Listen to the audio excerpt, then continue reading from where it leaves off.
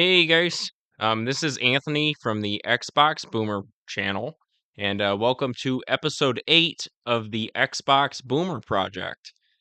This is an audio only audio show, and so there's not going to be any pictures, any video on screen, nothing like that. So yeah, if you're in the business driving for a living, or if you have a lot of chores to do today, or anything like that, anything going on in your life, you can just kick this on in the background, thanks to good old YouTube Premium and all the bootlegging apps that allow you to clip audio off of YouTube videos and just listen to it on your iPod or your iPhone or whatever you have. That's my intentions with this video series. So yeah, just listen to it and enjoy. So for episode 8, we're talking about a game called Deadly Premonition. So this is a game that came out in 2010, and what this is basically an open world survival horror game. And so you can almost think of oh, bear with me here. You can almost think of Deadly Premonition as almost like a bootleg version of Resident Evil 4, or like a bootleg version of Silent Hill Homecoming for the Xbox 360. And I say bootleg not in the worst way possible.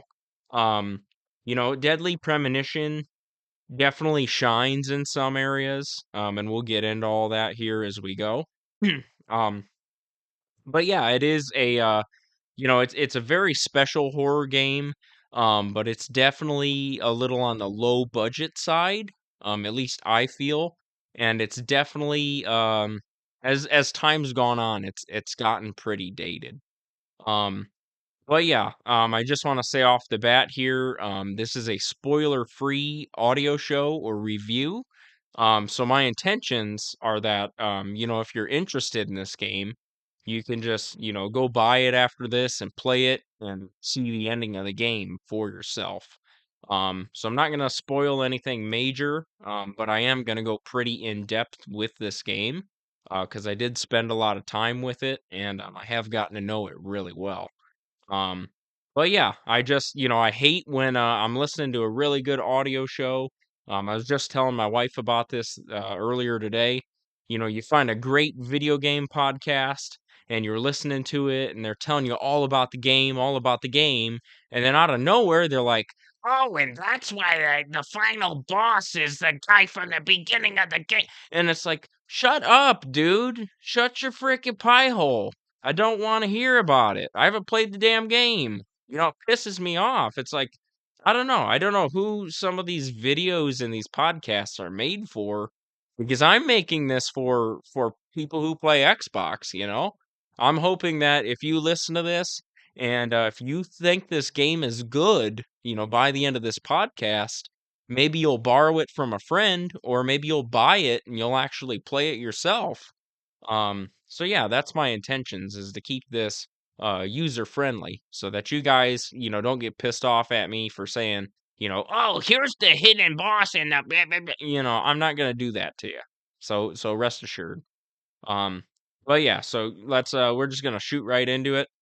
So like I said, this game came out in the year 2010. And times were much different back in 2010.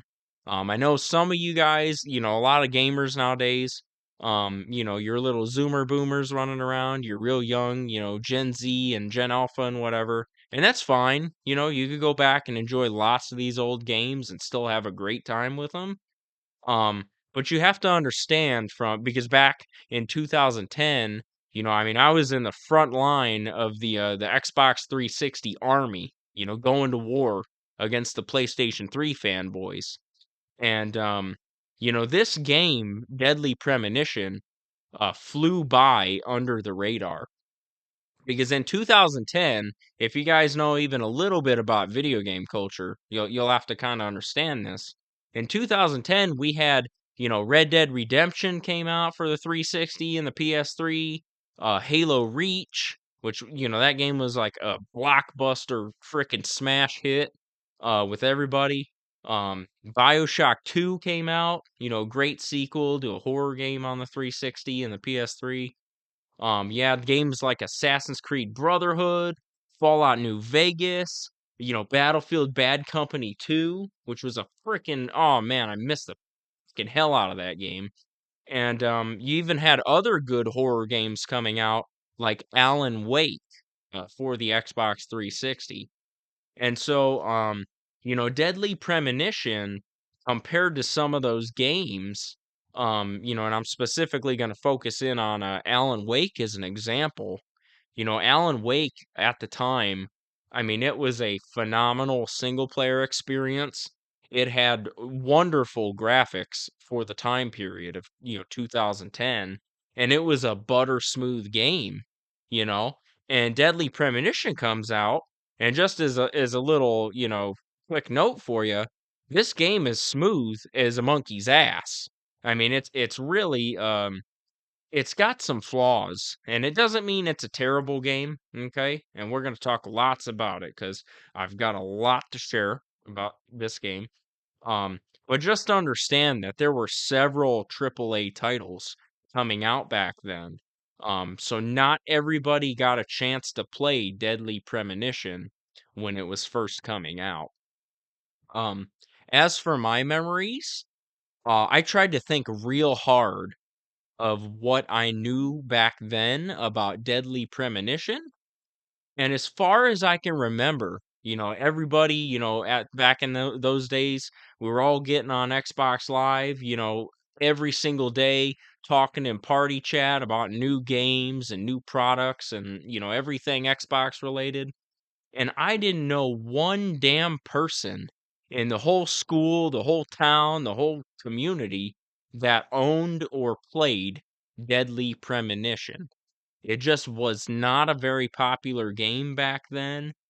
I don't know why. Probably, like I said, just because there's so many blockbuster games that were coming out that were all bangers. Um, and I seriously think, when this game was popular back then, I might have saw it on a shelf at GameStop like one time. I mean, I very vaguely remember the cover of the game. And actually, let me snag because it's right in front of me here. Um, so I do have in front of me, this here is a Deadly Premonition for the 360 complete in box. So I do have a physical copy for the 360 nowadays. I actually have two of them. One of them's put away in storage, so I can't play it or anything. Um, but this copy here, I did order this just a couple years ago, or actually looks like 1 year ago. I'm looking at the receipt here, and I paid $23.44 for it. And that was shipped to my house, and it's in immaculate condition with the manual and the whole 9 yards. I just checked online, and nowadays on secondhand sites on like eBay, it seems like this game is going for roughly ish, kind of like $45 complete in box. If you want yourself a nice copy, maybe a little more than that, because there weren't too many on there for that price range. So it definitely fluctuates. I mean, I've seen this game well over $50, and even hovering closer to 60 during the Xbox 360 price spike not that long ago.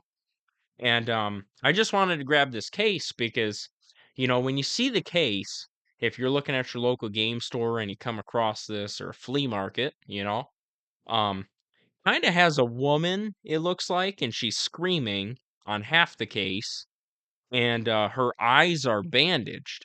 So, her eyes are covered up. She's almost like blindfolded and she's bleeding from the face. And then you see almost like this axe murderer in a like some kind of raincoat or jumpsuit in the background, like staring at her.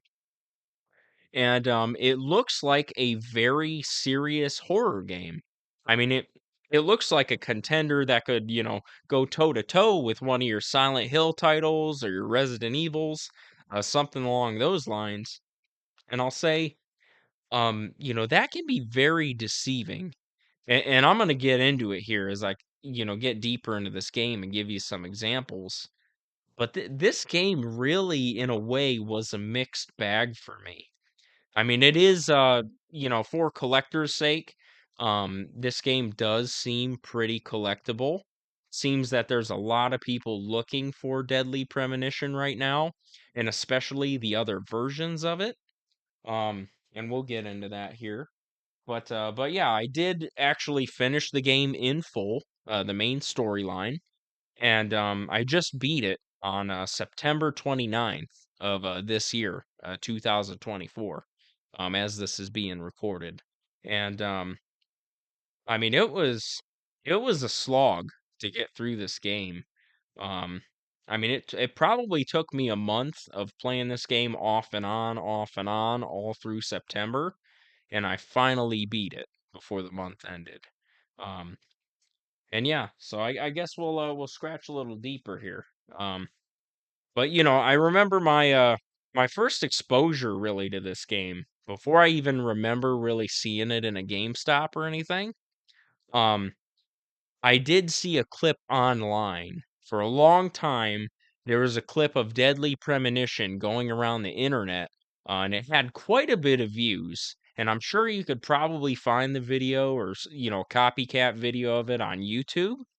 And what this video was that kind of piqued my interest in this game, it was a meme that someone had taken kind of out of context, and it was from one of the cutscenes of this game, and it was the scene that a lot of fans know about the it's called the Sinner's Sandwich.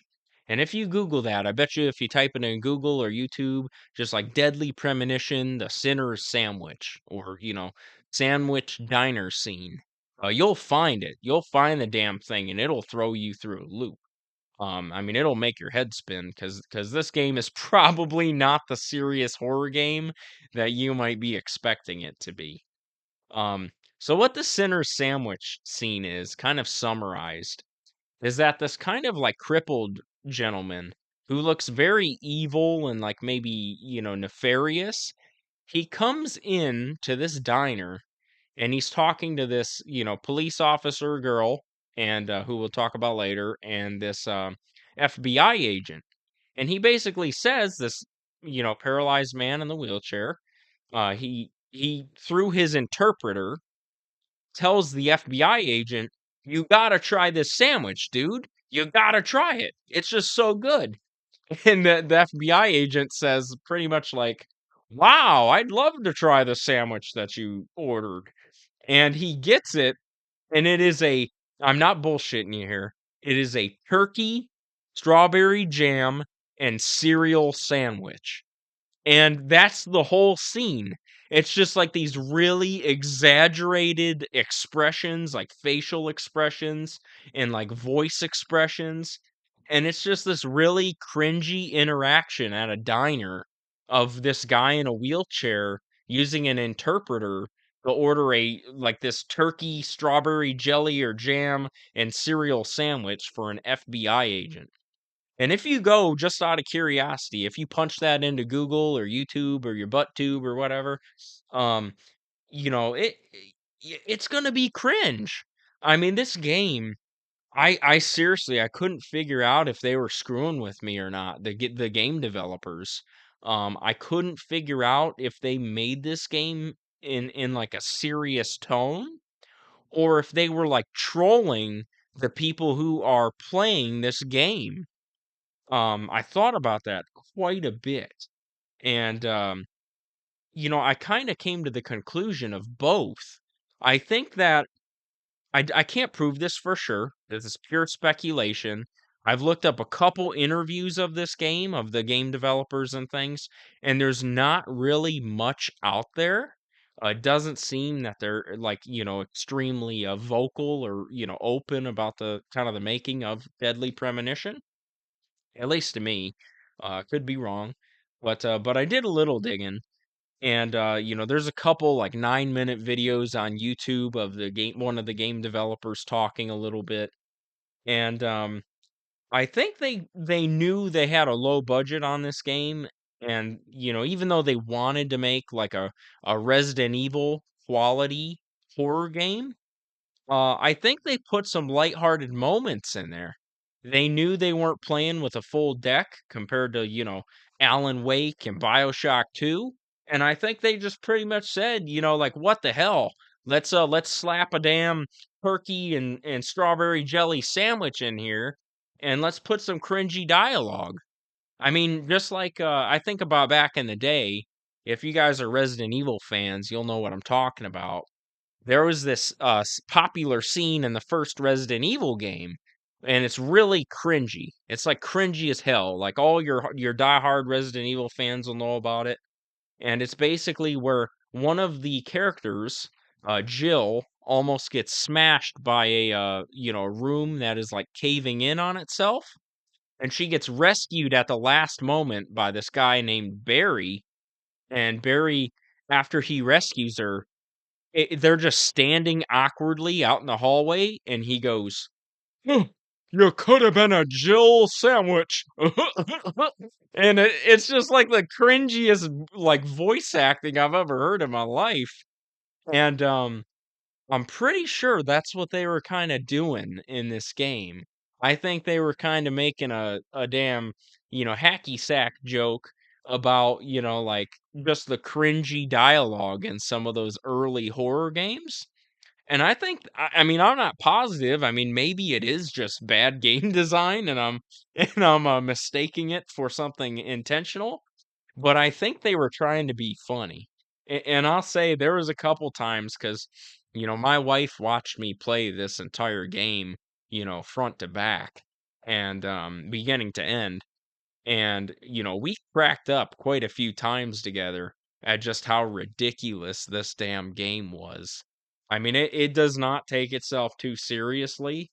Um, and just know that going in, like this is not gonna be your be all end all, hardcore, um, kind of plot line game. Um, I mean, there is like I said, a serious story to it, but it's not what you're thinking if you're just window shopping based on the cover art. So I want to put that out there. Um, Now, like I said, I did this review and this audio show is about the Xbox 360 version. Um, they also did make a PlayStation 3 version, which is the director's cut version, as well as a PC version, which you can find on Steam for the Windows platform, and that is also the director's cut version. So you can play it on your 360, PS3, and your PC. Um, it's very actually it's on sale right this minute on Steam for about I think it's $1.50. I actually saw this game for, which is pretty awesome. On a Steam sale. Now I will say, the PlayStation 3 version is a little more sought after since it is that physical copy of the director's cut. And the director's cut version, as far as I know, if you're looking into buying this game for one of the systems, um, it does have a, enhanced feature, um, where your camera, your third person camera, because it's a third person game, is not locked behind the character. So you can separately control the movement with your left thumbstick and then, your camera with your right thumbstick, which is something it's a little, we'll talk about it as we go here. But for the most part, the 360 version is kind of like Resident Evil 4, where the camera's fixed behind the player's shoulder, and there's not much negotiating, when it comes to moving the camera around. Like you've got to move your player's actual body with the left thumbstick to kind of pan that camera to see what the hell's going on. Um, and I didn't have troubles with this because I played a lot of those early 2000s horror games, like on the PlayStation 2, for example, or the original Xbox. But again, if you're interested in more modern games, you may find that quality of life upgrade, worth it, worth buying the more expensive PlayStation 3 version. But again, it didn't bother me to the point where I was like, oh, I gotta get a new system. I gotta get a new damn, version of the game. I mean, it played just the same to me. Um, And fun fact, I will say this because I'm missing out on one. They did remake the first Deadly Premonition game for the Nintendo Switch. So if you have a Nintendo Switch, you can actually play this game on the go, with your Nintendo Switch, or you can also get that upgraded feature of having that better camera on the Nintendo Switch version. And I'm actually holding now in my hands Deadly Premonition Origins for the Nintendo Switch. So that's the same game. That's just the first Deadly Premonition title, remastered. Um, and I only have access to this because while I was playing Deadly Premonition and my wife was watching, she actually became so interested in this game from just kind of like the funny dialogue and the storyline. She ordered it herself for her Nintendo Switch to play. So I mean the graphics are not bad on the Nintendo Switch. Um, but that after playing a long time with that old school camera on the 360, when I messed around with her Nintendo Switch version, it was a little tricky for me.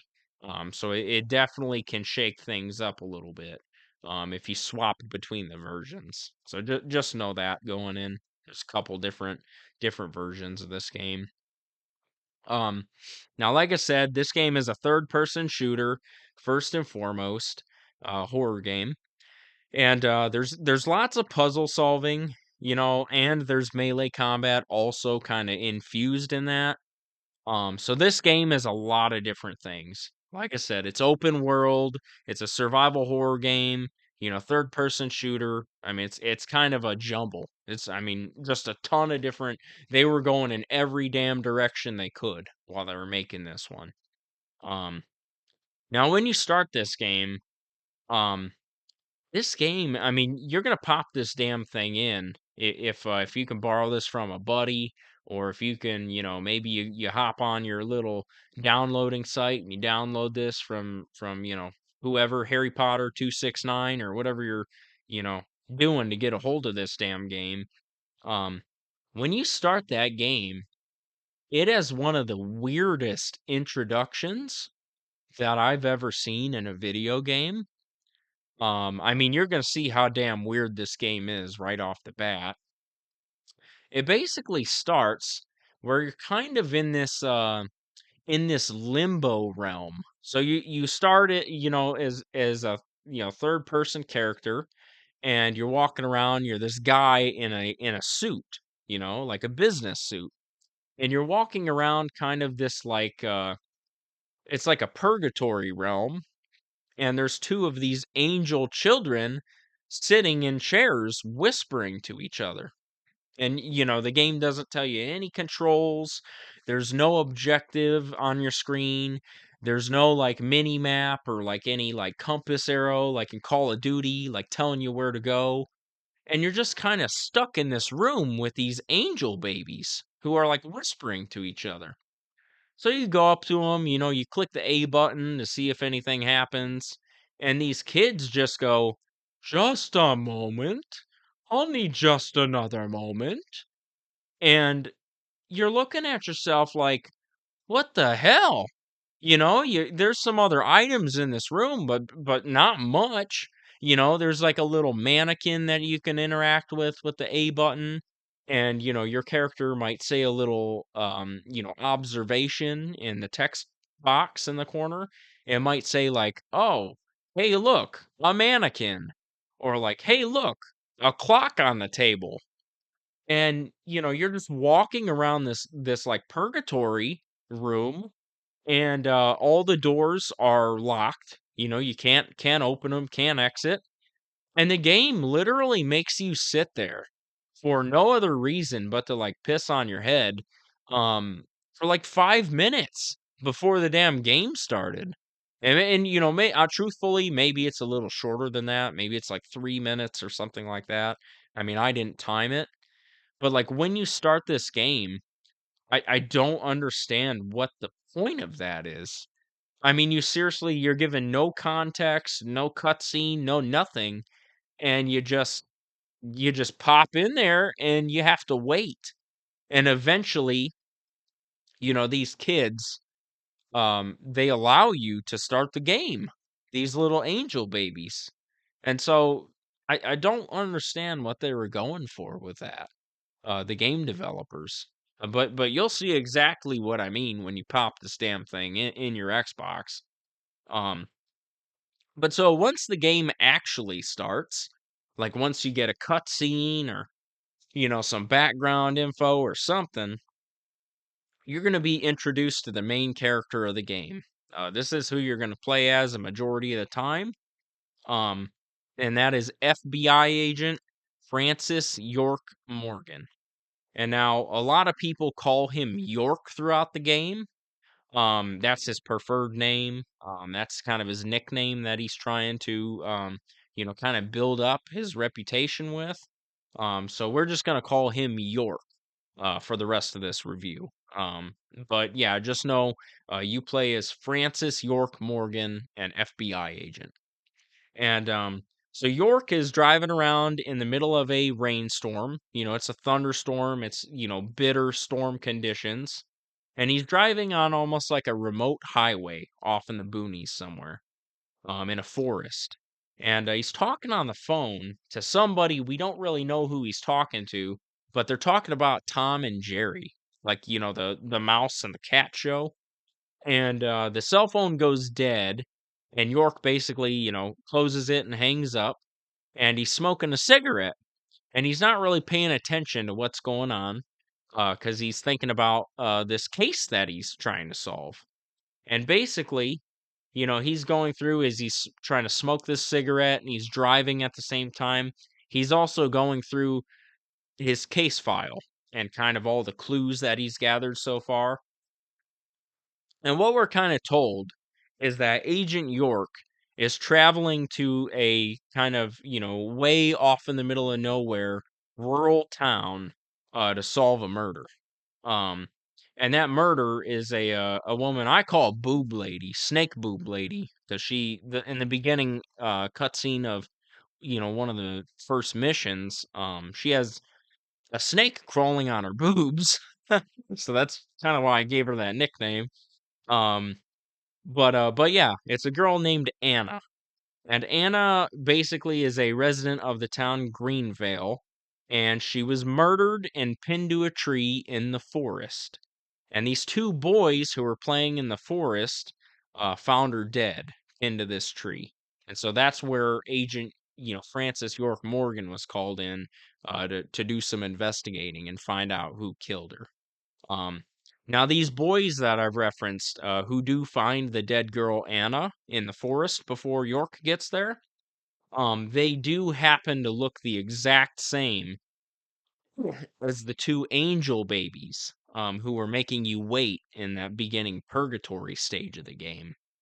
So there might be a correlation with that, but again, I'm kind of confused on the story myself, so we'll keep going.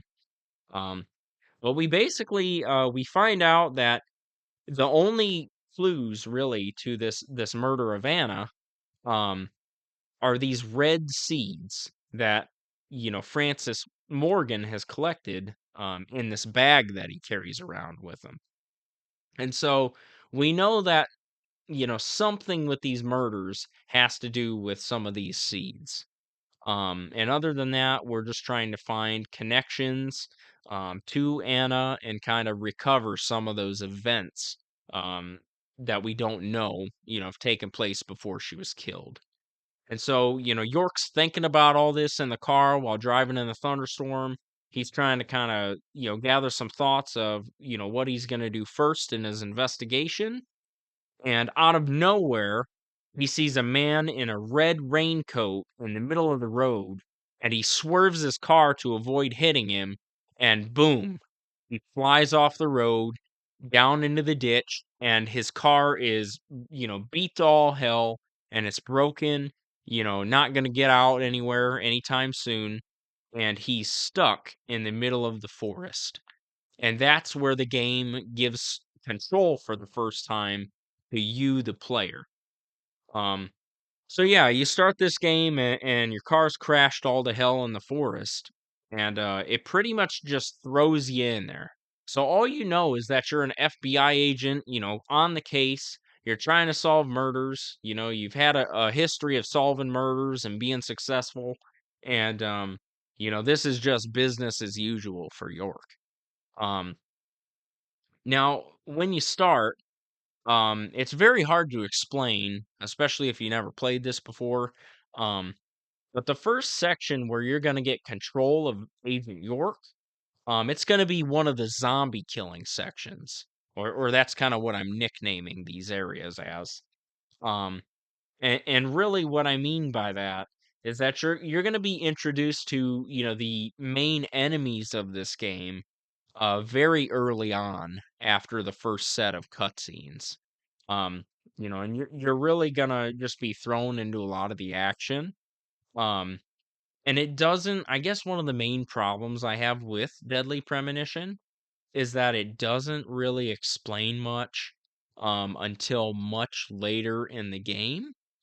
And even some of those answers to how to play the game and, how the story unfolds, I don't think anyone's really going to be super fulfilled with or happy or really content with, because there's a lot of gaps in like understanding how to play this game and then understanding exactly what happened in this investigation, this murder plot.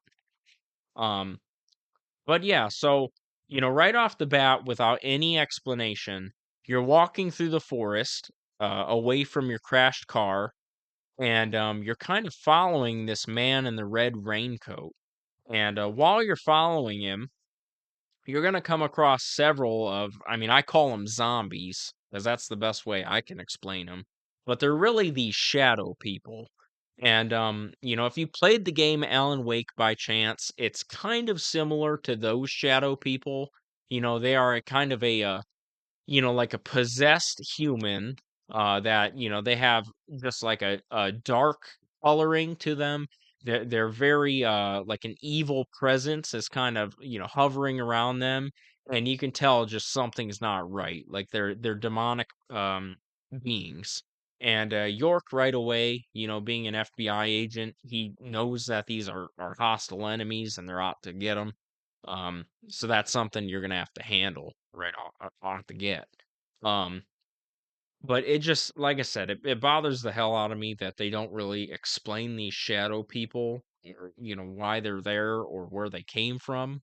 Before you're just kind of thrown into it all. Um, and we'll touch on that a little later. But this is gonna be, when you get out of this car, these are gonna be some of the first combat sections that you face in the game. Um, and these shadow people, they are very like contorted to where, they're bending backwards, crawling towards York. They're kind of walking with their spine twisted a weird way. They're moving unnaturally and kind of like twitchy. Sometimes they're slowly hobbling towards you like a zombie. So that's why I say it's like zombie killing.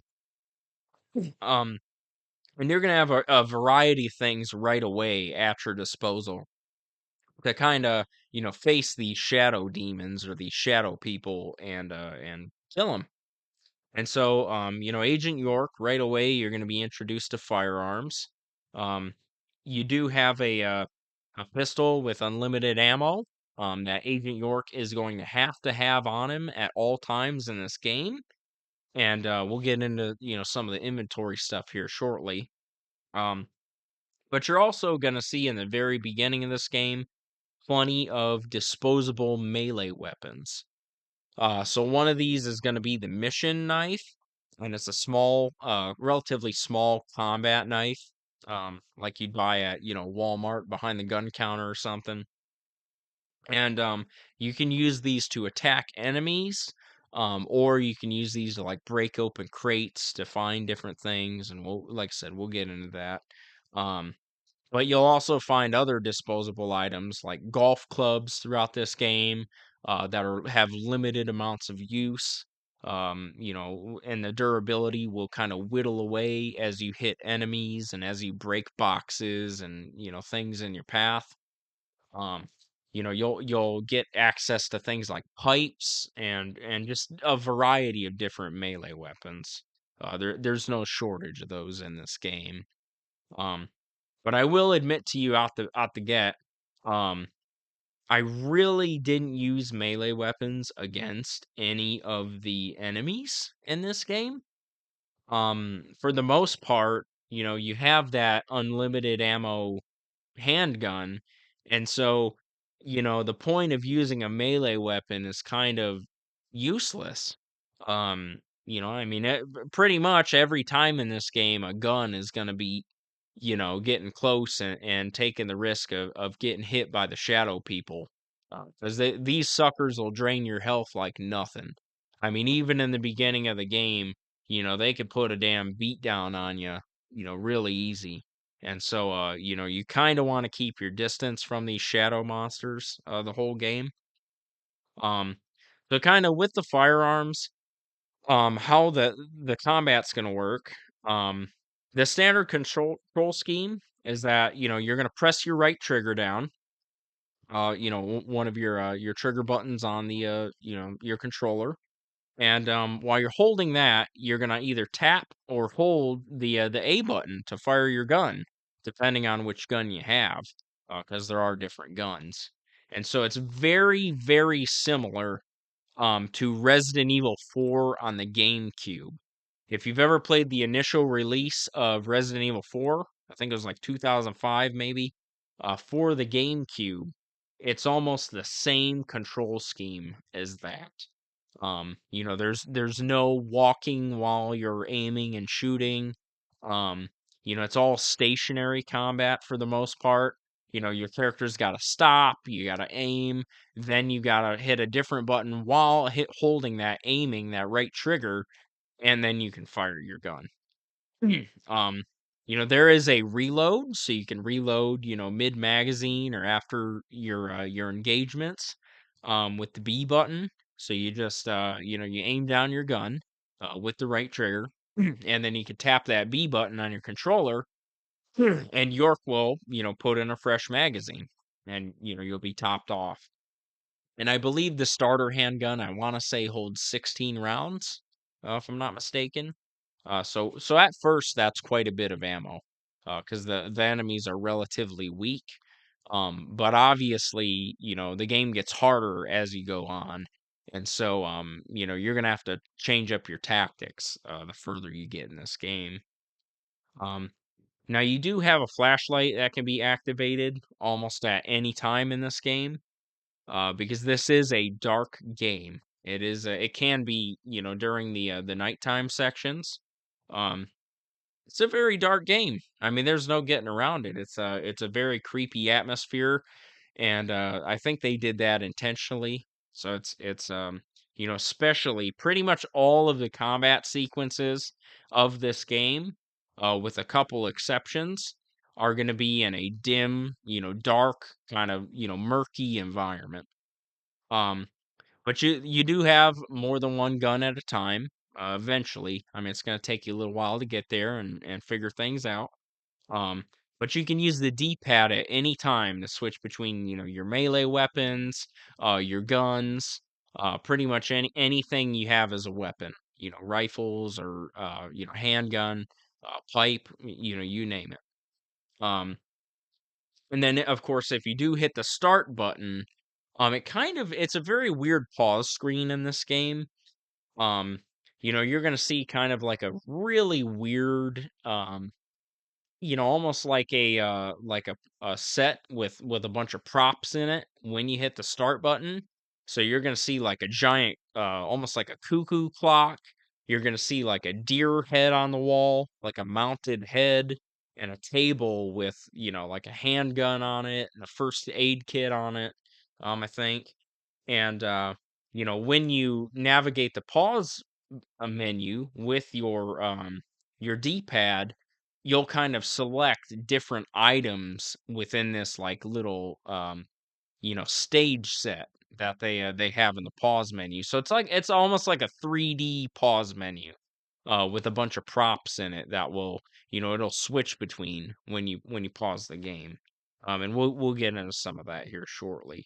But you do have access, from the very beginning of the game, to an inventory screen, a map screen, and like an actual status screen for your character. Oh, excuse me there, guys.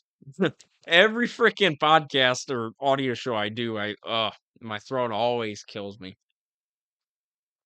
Always kills me, and it ain't ain't much I can do about it because I like doing these in one take, so they ain't filled with a bunch of shit. Um, but yeah, so the guns, when you are controlling a firearm in this game, they all have laser sighting. And again, that's very similar to Resident Evil 4, if you've ever played that game.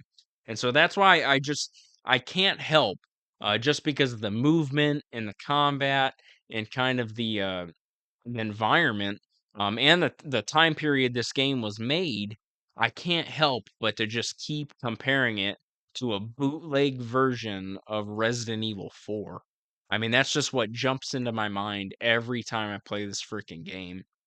Um, but yeah, so you do have a laser sight when you hold down that right trigger, and when you're aiming at enemies, the end of that laser sight kind of turns into a crosshair. And so, you're going to be able to see if, you're going to potentially hit that enemy or not. Um, and then any of your headshots, you really want to strive for headshots on any of these shadow people, because that's where a majority of your damage is done. You're going to get rewarded in this game, big time for, you know, really taking your time to aim, instead of just shooting them in the body with, whatever gun you have. Um, Now a lot of the melee weapons, like I said, you're not going to use those much for combat, as you are going to use them for getting different, kind of like aid and health items that you're going to need later. Um, Now there is a run button, or like a sprinting button.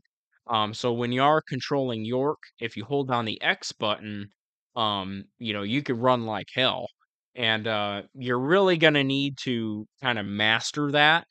Um, because there's lots of enemies in this game, and sometimes the enemies, or the shadow people, are infinitely spawning out of these little like black holes. It kind of looks like a void that they're spawning out of this like purple mist in the wall or in the floor, or you name it. And sometimes in this game, the best option is just to run past everything. I mean, it's almost like if you have played like the remake of Resident Evil 1, or even Resident Evil 1 on the PlayStation 1. um it's very similar, where you're going to have limited ammo for some of those better weapons, and you're not going to want to burn up all your good ammo on the cheese ball enemies, your run of the mill shadow people. And so, if they're infinitely spawning and you only have too much ammo, you've got to make something happen quick. And so, keep that in your back pocket as you play through this game. Sometimes you can do some dipping and some dodging and some weaving, and you can kind of get to that next chapter of the game. So yeah, definitely hang on to that. Um, Now, I was referring to earlier that the starter handgun with infinite ammo, it does have to stay in your inventory, and this really sucks because York is only allowed to have 4 weapons at a time. Um, so once you get into those different, weapon types later in the game, if you're, successful and you're able to find the different guns, and get the money to buy them, or, gather them up, um, you can't keep everything on you that you find. So sometimes, having that extra crappy handgun in your inventory, because like I said, as you play the game, that starter handgun's going to get worse and worse and worse. Um, sometimes it would have been nice to have the ability to take that out of your inventory and replace it with like a lead pipe. So that way you can break open boxes easier. Or like, there's a almost like an assault rifle chambered in 5.56 NATO. That's a pretty good gun in the game. And sometimes you're scratching your head wondering like, oh, do I replace my there's also an MP5 submachine gun in the game, and you'll be finding later on, you'll scratch your head and say, should I replace the MP5 with the 5.56 assault rifle, or should I wait and I'll just leave this in my toolbox?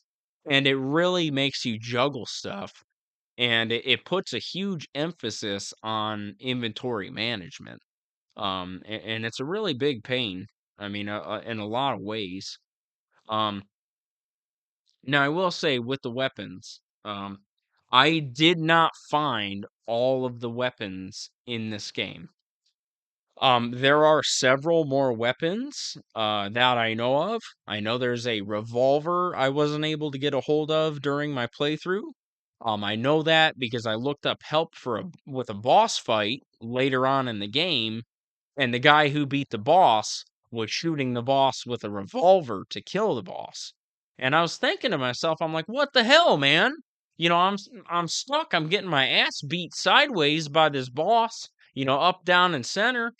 And I don't have this revolver. So what am I supposed to do? And the game does not tell you anything. I mean, this goes back to how in the very beginning sequence of the game with the shadow people, the game gives you hardly no instruction. And you know, I mean, I had to Google a lot of stuff in this game to figure out how I was supposed to do things and how I was supposed to play it. And that's really frustrating. I mean, that's some really cryptic bullshit out of the PlayStation 1 era. You shouldn't, for a 360 game and even an original Xbox game, you should be able to bring that damn game home, slap it in your disc tray, and play it, all the way through without any problems. And it really bothered me that they didn't tell you where all the weapons were at or how to get them. And so, this game, I know there's a flamethrower I didn't get a hold of either, or some kind of, flame weapon. Um, we could talk about that in a little bit here because I want to save some of this to make a couple points. But yeah, I was really pissed off that you had four inventory spaces for weapons, and only four, and one of them has to be a mandatory pistol. And then I thought it was ridiculous that you can play a game for so long and still not know about all the weapons in the game. Um, Now there is a toolbox feature in the game, and you will find that at certain, locations that are set in the story mode. Um, so, as you're beating a chapter, you might find a toolbox laying on the table. And I believe they all look like gun cases. And there'll be a little icon over it. Um, or maybe before a boss fight, you might find one of these, and it will let you swap out guns from your inventory and your kind of like your stash, or you're saving all your cache of weapons that you can't carry on you. And it's a nice feature to have that at least. The game really would have made me upset if I couldn't, I had no way to save weapons, if I could just, only have a few of them on me. And in the toolbox you can also store different ammunition for guns you don't have on you at the time. Or you could store, different health items like first aid kits. Um, or just any of the special items that you don't have room in your inventory for. Because in this game, and we'll get into it here in just a second, um, you do have to manage other items other than the weaponry. So you're going to be, managing inventory space for food items, for York to keep his hunger bar fully filled. Then there's special use items as well. And we could talk about some of that. But even, drinks, there's coffee you're going to utilize at some points in the game, cigarettes, and even flares. Um, so I guess what some of those do, because we're talking about all of them right now, um, you do have a, hunger meter in this game. And kind of how the hunger meter works, is that over time, in game, as you're running around, as you're, going to shops and, completing missions, killing enemies, York is going to get hungry. And you're going to see this bar basically in the, I believe it's in the corner of this, or no, it's not on the corner of the screen. It's in the pause menu. And, when you pause the game and you go to York statuses, you'll see that this little, I think it's a green bar, it's going to go down over time. Um, and so you're going to have to carry food in your inventory at all times, pretty much in this game, at least something, um, in order to keep York, you know, with a fat belly and happy. And so, you're going to be shoving donuts in your face. You're going to be eating all kinds of weird shit you're going to find laying on the ground or, in the guts of a dead enemy. So you might kill a shadow person and he might drop you a damn sandwich. And then, you can pick up that sandwich with the A button and it'll have a little glowing halo over it like, "Hey, come pick me up. Check me out. I'm a food item." And you throw it in your inventory, and then of course when you drink that, or excuse me, eat that donut or whatever it is later, it'll refill a chunk of your hunger meter. And I've never gotten all the way down on my hunger meter, but I assume that when you do, York probably dies, or you probably have to restart the chapter of the game. I'm sure nothing good comes from that hunger meter, whittling all the way down. Um, but finding food in general, it wasn't an issue because the game usually gives you sufficient, you know, food items through killing enemies. And you're always going to usually have at least a little bit of money on York, which we'll talk about. And you're able to stop at places at several points in the game to buy food, like vending machines and restaurants. So it's pretty accessible. Um, and then a lot of the drinks, I did mention there's drinks, and a lot of the drinks are going to be things like coffee, or soda, and a lot of those have different effects. But the main effect is that drinks with caffeine will keep York more awake. And so, in addition to the hunger meter, you do have a sleep meter. And so, like I said, as the game world passes, not only does your hunger meter kind of whittle down, but your sleep meter as well. In the status screen within the pause menu is kind of going to lower a little bit by little bit. Chapter after chapter, mission after mission, it's going to go down. Um, and that's another bar that I never let fail, this entire playthrough. So I don't know what happens if let that go to hell. But I can only assume again that it ends your game or kills Agent York. So you definitely want to keep that full. And again, these are things that the game should explain to you, but I don't remember the game ever really saying anything about it. I mean, at least that I remember. Or maybe it was just like a little text box or something that popped up. Um, but yeah, so you're gonna find plenty of food items, plenty of drinks. You will find ammo. That's a little bit harder item to find, or you might have to buy it later on. Um, Now, the ammunition is going to be for some of those little bit better weapons that you're going to find. So, for example, the MP5 in this game, it takes a 10 millimeter automatic. And so it's kind of weird because I'm pretty sure most games have a MP5 submachine gun that shoots a 9 millimeter Luger. Um, but anyways, in this game, it's 10 millimeter, and so anytime you find that laying around, you only have so much inventory space that you can hold 10 millimeter ammunition. So once you run out, that damn MP5 is useless. So you're gonna constantly want to be, keeping an eye on, your ammo as you're using those special guns. You're gonna find a shotgun at some point in the game, unless you miss it, that is. And that's gonna take 12 gauge ammo. You're gonna find that 5.56 assault rifle later in the game and have the opportunity to buy it. I believe like I said, there's that one revolver that I know later in the game you'll have access to buying that at a store.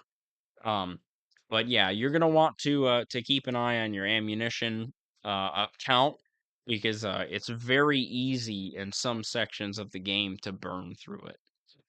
So you don't want to really do that because I did burn up my ammo for the special weapons a couple different times in this game, and it made some of the boss fights really, really grueling.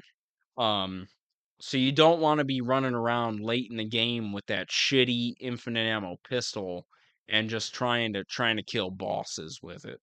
So I'd really caution you to find the extra money in the game to keep buying that special ammo, whether it's the 10 millimeter, the 5.56, whatever it is.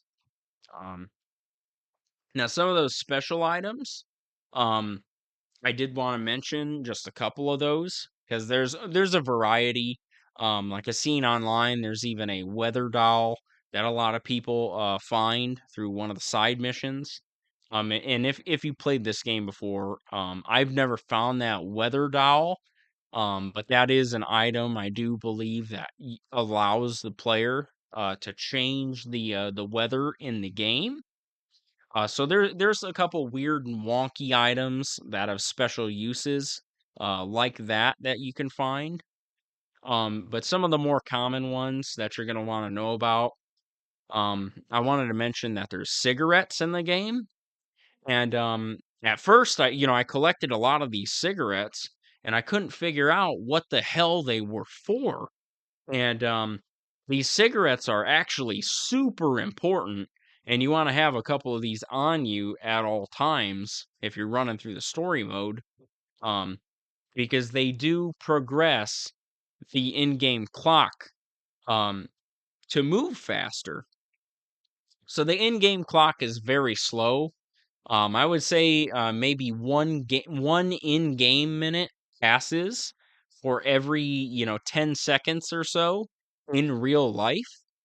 So if you want a whole if you wait, let's say, a whole minute in real life, that's only, oh, I don't know, um however many. I mean, it's only a couple minutes in the game. Um, so if you want to change the time in the game, the only two ways I know of to do that are to sleep in a bed, which is one way to get your sleep meter up. You're gonna find random little sleep shacks all over the game world. Um, and it'll give you the option to, oh, do you want to lay down for 3 hours, lay down for 6 hours, or 9 hours? I believe it's only in increments of 3 hours that you can lay down and sleep for. Um, but the longer you sleep, that's going to whittle away your hunger meter a little bit. So you want to be careful juggling the hunger versus your sleep bar. Um, but yeah, so the cigarettes, anyways, if you have a mission that doesn't start until 9 a.m. and it's only 6 a.m. in the game world, you can actually use a cigarette in your inventory and change what time it is as York smokes the cigarette. So it's a very special use item. And you're gonna want to know that because I didn't know that for about half of this damn game, and I burnt up a lot of time just sitting around waiting for missions to start. Um, and then there's also flares.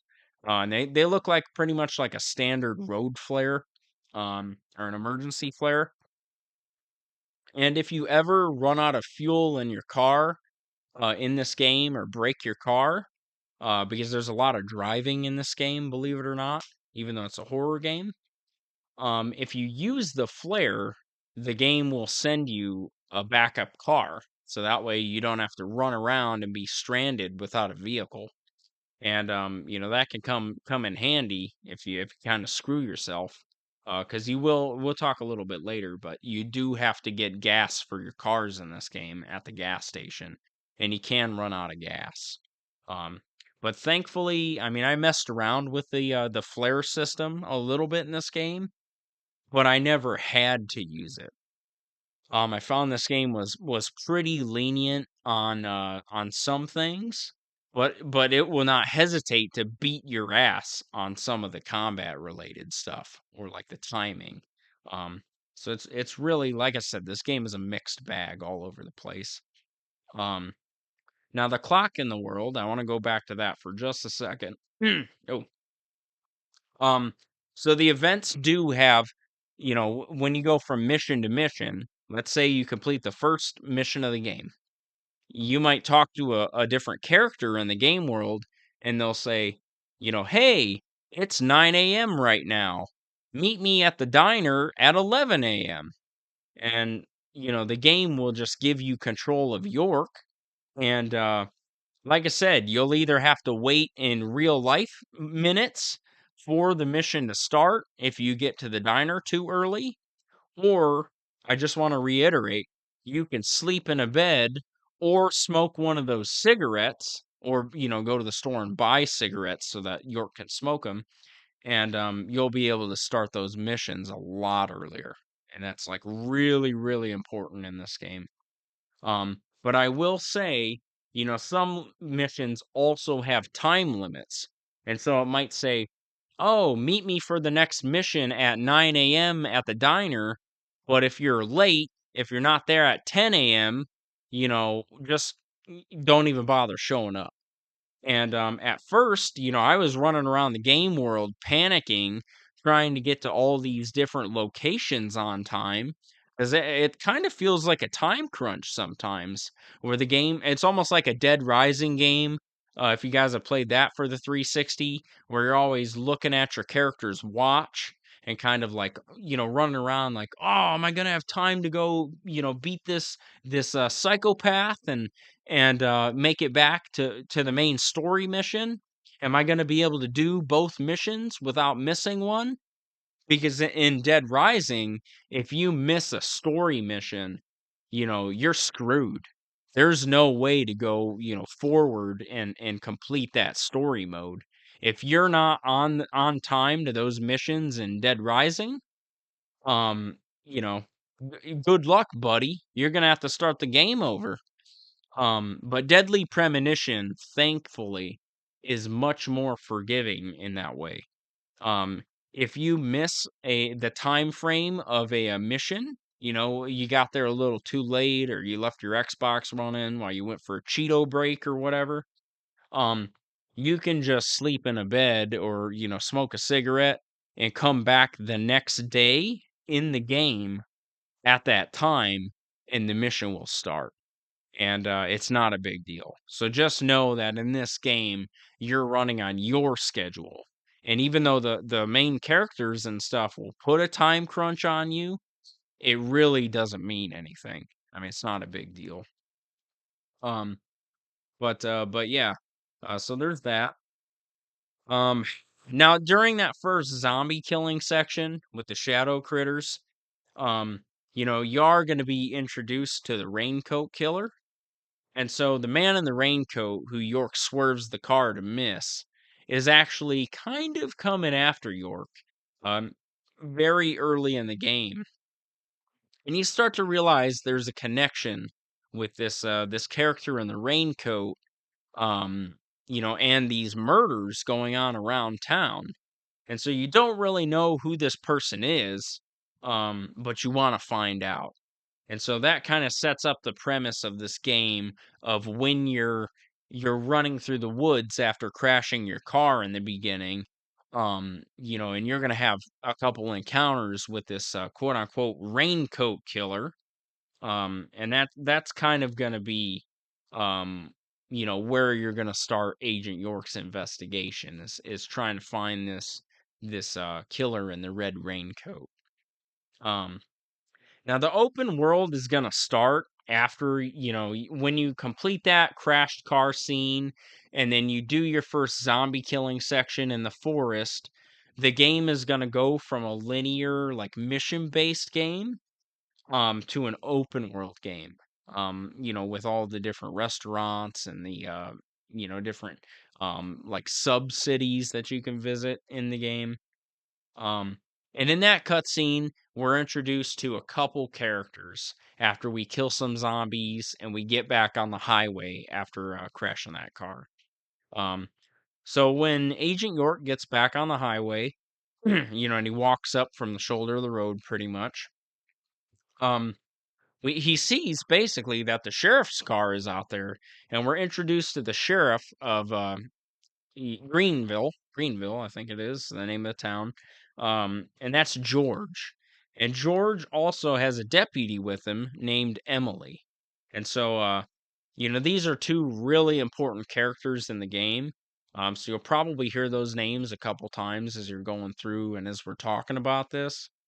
Um, George is a real kind of like a tough cowboy type of like, sheriff.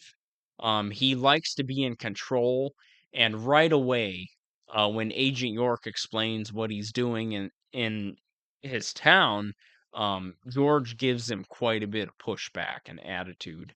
Kind of wondering like, what is the FBI doing in my town and why do you have to be in control? So that you're gonna see that unfold through the story. Um, Emily is kind of caught in the middle of George and Agent York.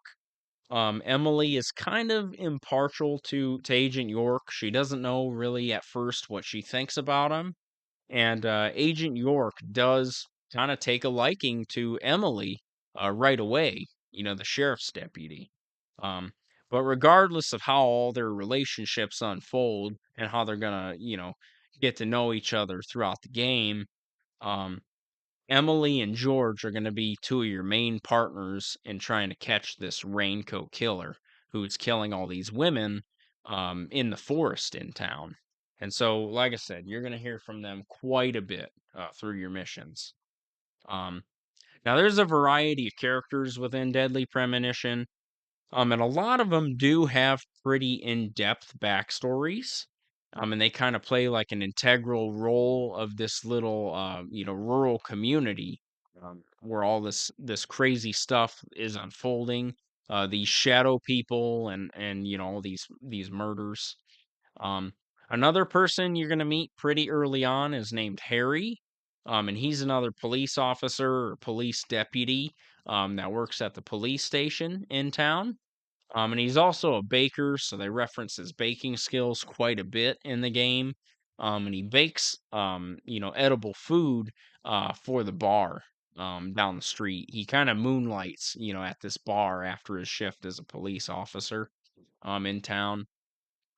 You're gonna meet a lot of fun characters. Um, there's a girl, a really old woman. She's kind of a little hunchback. Has some walking problems and things. Um, and her name is Polly, and so she's actually the innkeeper at the hotel that York is staying at. Um, and like I said, everybody kind of knows everybody in this rural town.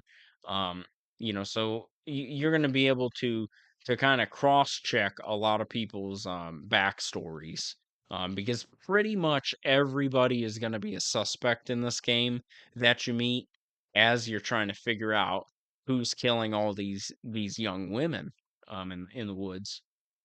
You're even gonna meet some fun characters out there, like there's a Dalmatian dog you're gonna see pop up from time to time.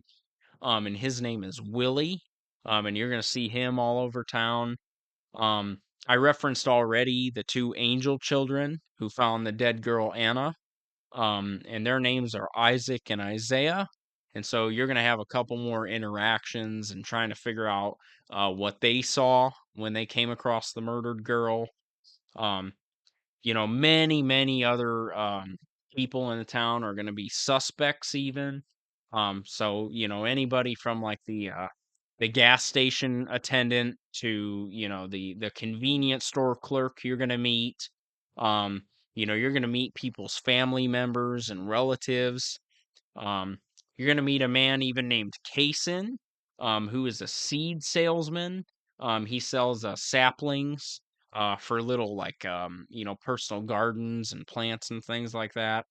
Um, and there's even a man that I referenced earlier from the cringy clip with the turkey sandwich, and his name is Harry, and he was the crippled man in the wheelchair, who's also a rich entrepreneur, who owns a lot of different things in the small town. Um, Another person you're gonna meet, is Harry's translator, and you're gonna know this guy because he's from the clip, and he talks in a very interesting tone of voice. He kind of sounds like this, Mr. Francis York Morgan, and I don't know, it's a little cringy. Like I said, a lot of the voice lines, a lot, just like a lot of the audio in general, whether it's from the characters or like the game noises or like the soundtrack, a lot of them are just kind of cringy, man. Um, you're gonna notice that right when you start up this freaking game. Um, Now, as far as the open world component of Deadly Premonition, um, I will say that there are quite a bit of different, weather patterns in this game. So you're gonna be running around doing missions and stopping by stores when the weather is good, and it can be a nice, bright, sunny day outside. And there's also periods of time in the game where it's gonna rain heavily, and that affects a lot of the businesses in town. So if you're trying to visit a business or a restaurant in the city, if it's raining, because of the local folklore of the raincoat killer, because it is a local legend, that the raincoat killer comes out when it's raining in town. A lot of businesses shut down for the day, and school lets out, and basically everybody locks themselves indoors whenever it rains. So that was a very, very annoying part of this game because sometimes you really need to buy some shit and you can't. I mean, it's raining nonstop in this game, and the game doesn't tell you anything about how to get it to stop raining. Um, and you just can't buy anything for a long period of time. And that was something I wish the game had explained a little bit or given you some leniency on. Um, Now, I will say with the open world component, there are several side missions in this game, and this is another thing that really pissed me off. Um, because the game never explains that there's side missions.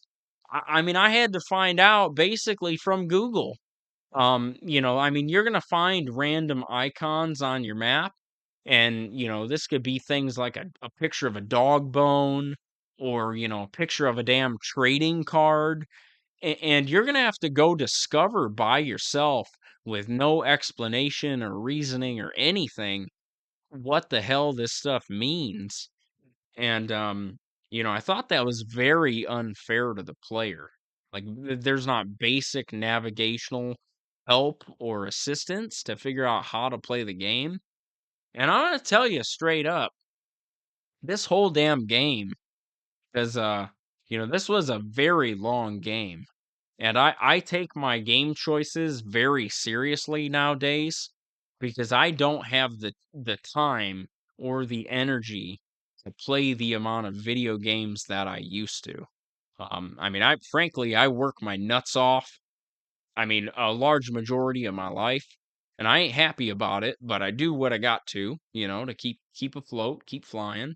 And this game, there was a couple things like that just smacked my ass sideways.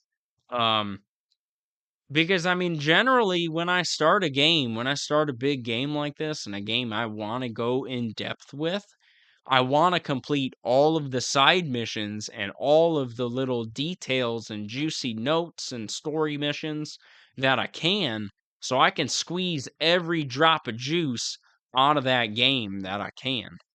And with Deadly Premonition, it was such a long ass game. I could not do that. I mean, I finished the story mode in full, front to back, like I said, did everything myself that I could, and I did not complete a single side mission in this damn game. I mean, I talked to a couple characters. I found some random side items that I didn't know what the hell they went to or how to use them. Um, but just be warned that if you're someone that's got obligations, if you got shit to do in your real life and your personal life, this game is gonna be hard to swallow because it goes on. I mean, way too long, and we're gonna talk about that as we go. Um, but yeah, it went on way too long. There's a lot of pointless stuff in this game that is not really very rewarding. Um, and a lot of stuff that isn't explained at all. I will at least tell you from firsthand experience, you can still experience, the story of this game, your main meat and potatoes section, with just running through the story mode. Um, I mean, I pretty much did do a speed run on this game after it went for so damn long. And, I was trying to chop through the enemies as fast as I possibly could. Um, like I said, you're gonna face some bullshit like some infinitely spawning enemies, and I was not a fan of that. The last game that I can remember that I played that had infinitely spawning enemies was Call of Duty Black Ops. The campaign on Veteran, the hardest difficulty, has respawning enemies. And every time I see that, I just think about, lazy game design, and it's just fucking bullshit to make you mad. I mean, really, in the end of the day, that's kind of what it is. It's like a cheap mechanic to keep you like pinned under the needle, in a certain hallway or a certain area. And I'm not a fan of it. And it's just a waste of time. But there's a lot of that. And if you're someone who does have time, I do want to say that. If you're a kid who's on summer break or something, or you're unemployed and got some retirement saved away or whatever it is, this might be a good game for you, because this is one of those games that you could milk and squeeze and suck every little drop out of, and bring it with you on a deserted island. So I will say, if you like kind of collectible games and you want to get all the little items and find out what they do and find all of the side quests and get all of the achievements, that's a great game. This is a great game to do it on. Um, but if you're someone under a time crunch, this game is gonna fight you quite a bit. Yeah, I just wanted to put that out there. Now, one of the mini games that you're gonna pretty much have to participate in, and it's kind of a side thing, but because of how important it is, it's really not. I would almost consider it like necessary, like it is a necessary activity, that I've done for probably at least, I would say, 2 hours of gameplay. If you want to be successful, you're gonna have to play the fishing mini game.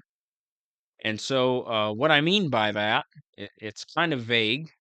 Um, you're gonna need to go to these different areas, and they're usually about around a body of water. Like one area you can do it at in the game is a large lake, off of a like a dock, and then another area is a waterfall. And so, you go to these areas, and if you bought the optional fishing pole from one of the convenience stores or the sellers in the game, you're also going to need to buy some bait. So there is a couple different versions of the bait that you can use for the fishing mini game, and I'll explain that in just a moment. Um, you can use the fishing pole in this game at these set locations to get a variety of really, really good items. And so how it works is that, you'll buy your bait. So let's say you buy the basic worm and you put it on your line. It's going to tell you at this set location, okay, pick what fishing pole you want to use and then pick what bait. So you do that with the A button in a little menu. And it's going to be pretty much like a slot machine game. So the slot machine is going to pop up on your screen, and it'll tell you hit A at any time you want to stop the slot machine. And so you'll stop the slot machine, and whatever item lands inside the box of the slot machine, that's the item that Agent York is going to pull out of the water with the fishing pole. And so this can be things like you can get a melee weapon, which those are kind of crap items that I feel like I wasted my fishing bait on, because the fishing bait is only a one-time use item. You can only use it one time, typically. And so you can pull out a melee weapon out of the water. You can pull a first aid kit, which is why I say it's a necessary mini game, because the game does not give you many healing items at all. And sometimes, like later in the game, you're going to meet shadow people that can shoot you with a shotgun, and though, if you get hit with one of those shotgun blasts, it's taken out half of your damn health bar. I mean, two of those shotgun blasts and you're going to be dead. You're going to have to restart the chapter. Bye bye, son. See you next morning. I mean, you really need you have to get some of these items from the fishing mini game, because the game's not going to let you buy them from the restaurants or the convenience stores. So that the first aid items, like I said, that's your number one priority pretty much out of the mini game. Um the second best item I would say that York can pull out of the water is ammunition. And so, later on in the game, you will be able to buy ammunition. But when you're first finding some of those better, weapons to use in the game, um, you'll have to pull that ammunition out of the water. So, like, if you need more 10 millimeter auto for your MP5, you could go fishing for like 30 minutes and just kind of milk the lottery, slot machine system. And if you bought a bunch of bait with your in-game money, you can keep filling up your inventory until it's full with that 10 millimeter ammunition. And then excuse me, there's also some specialty items that in the campaign, the main storyline, you're gonna have to go fishing to pull the storyline quest items out of the water. And you can also catch fish, which give you experience points, and you can use for your hunger, I believe, I want to say. Um, and if you do by chance happen to catch something really crappy, you can catch garbage or rubbish in the water, and it'll just waste your bait and kind of waste your in-game money. So that's kind of the worst case scenario, is that you just catch like a can of soup in the water, and waste your bait, and you'll have to buy more bait from the store. Um, Now, I will say in Deadly Premonition, there are a variety of different environments throughout this kind of murder investigation town. And so, like I said, you're going to start off kind of in these thick forest areas. Um, and a lot of the game does take place in different, greenery and forested, timberlines and stuff. Um, but you're even gonna go to like a couple abandoned buildings. You're gonna be running through the cities that have like shopping centers in them and different businesses. At one point, you're gonna go to a mansion for a while. You're gonna go to like a motel and get to explore that. Um, a cemetery.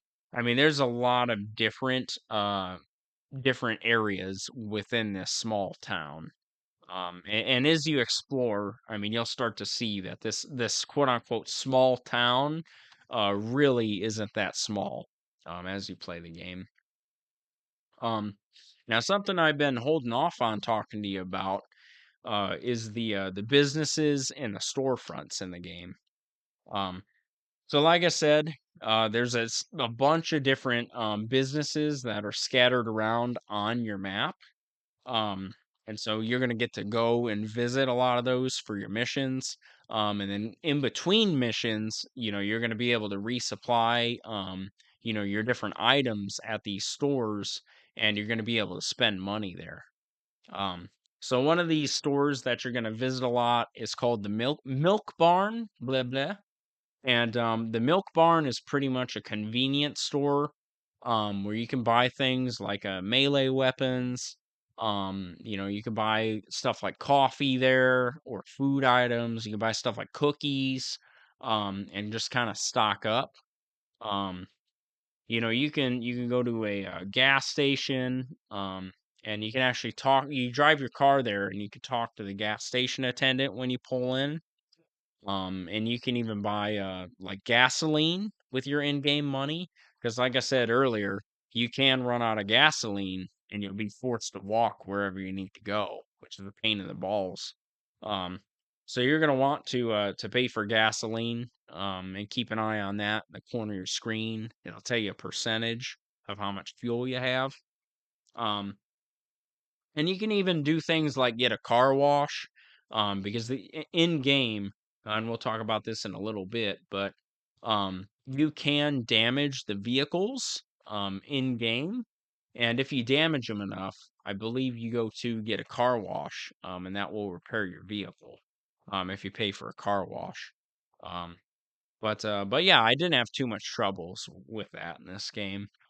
Um, Now what I did have a bunch of issue with is at any of these stores, and I still have a couple to tell you about, but any of the businesses in the game, and it might be for the fact that, like I said, that it rains off and on in the game, um, they were always closed.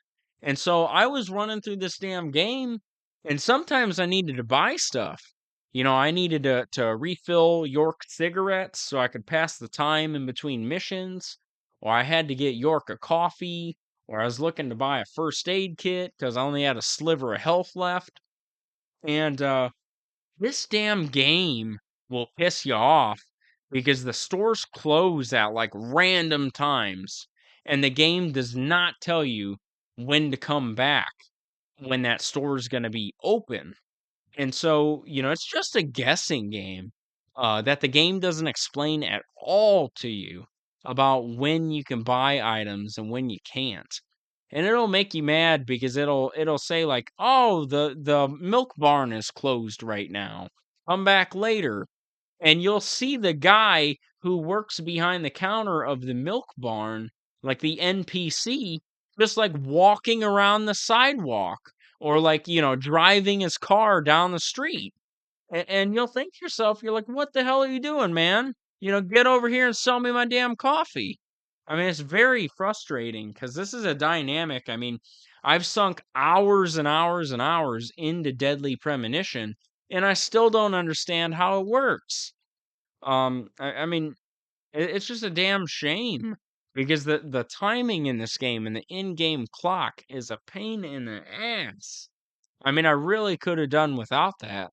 I really, to be honest, I think they made a huge mistake making this game an open world game and not a linear, like mission based horror game. I think it just kind of ruins the atmosphere and it pisses a lot of the players off. As I was reading through forums and kind of help chats online about this game. Um, so on that note, there is allegedly a gun store in the game. And you can see because there's an icon of, I believe it's a pistol on your little map in game. And I went to this gun store several times through all the different chapters of this game. And I could never figure out when the damn gun store was open. And that might have been why I had such a hard time with some parts of this game because I could never buy anything gun related. The damn guy wouldn't open up his storefront. I mean, I read online, I think one user on one of the forums said that you got to go at like 2 in the morning. And I was like, oh, yeah, that sounds like a great idea. So I made Agent York go sleep in a bed. And I came back at whatever it was, like 2 in the morning. And the damn thing's still closed. And, you'll see what I mean. If you play through this, there ain't no getting around it. The timing is wonky as hell, and the game does nothing. I mean, nothing to explain to you what the hell you're supposed to do and when you're supposed to do it. Um, but yeah, there is allegedly a gun store. There's also a bar, and you're gonna go to the bar for several different parts in the story. So you will have access to the inside of that for sure, at least a little bit. There's a diner that you're gonna visit in town quite frequently. And that's another one that just closes off and on and has weird hours. Um, there's the hotel, or the inn, as I call it. And the hotel is kind of where Agent York has been sleeping at night after all of the different story chapters. Um, and that's where you're gonna find like a couple of your vehicles. There's like a couple vending machines there, and then you can have talks with Polly, who happens to be the innkeeper. And so you can get a little bit of information here and there from her. And I haven't mentioned this yet, but I did just remember. Um, Kind of like how Resident Evil games use the typewriter to save the game. Deadly Premonition, in addition to giving you a save option at many of the end of the chapters in the game, you can save at a lot of different points in time and a lot of these different like safe locations, like the hotel. If you find a payphone, and so the payphone you can use it as long as your character has $1. And that's not very hard to get in this game. Um, But yeah, you just run up to the payphone, hit the A button, and it'll ask you, if you want to overwrite the save file, and you click OK, and it'll take $1 out of your inventory pretty much every time you want to save. But yeah, phones pretty much like even like desk phones, like regular house phones or home phones, as well. You can save with in some of the kind of like safe areas. But yeah, and then the other thing I did want to tell you about, that was a blessing in this game, in addition to the vending machines to be able to buy food at any time without being closed. Eventually, when you get a little further in the story mode, your toolbox, where you swap out all of your inventory items, is going to have an option that says Panda Bear. And I don't know why it's called Panda Bear or what the thought process is behind that, but if you click on the Panda Bear, it is basically a 24-hour shop where you can buy, weapons, you can buy new guns that you've unlocked the ability to purchase, and you can even buy ammunition. And I don't know why, I mean, I don't know why it's in the toolbox or why it's named that. Um, but being able to buy ammunition was one of the best decisions that they could have put in this game. Um, because that really helped me get out of some hard levels and some hard situations. Because when you can't find, health packs, because the health packs or the first aid kits are extremely hard to find at times, especially in those combat sections. Um, the next best thing you can do is load up on a bunch of really good ammo and burn through all of your really good weapons. Um, that way you can kind of run through the enemies. Um, so like I mentioned earlier, there's quite a bit of driving in this game. During the open world sections, in between missions, and even during some story missions.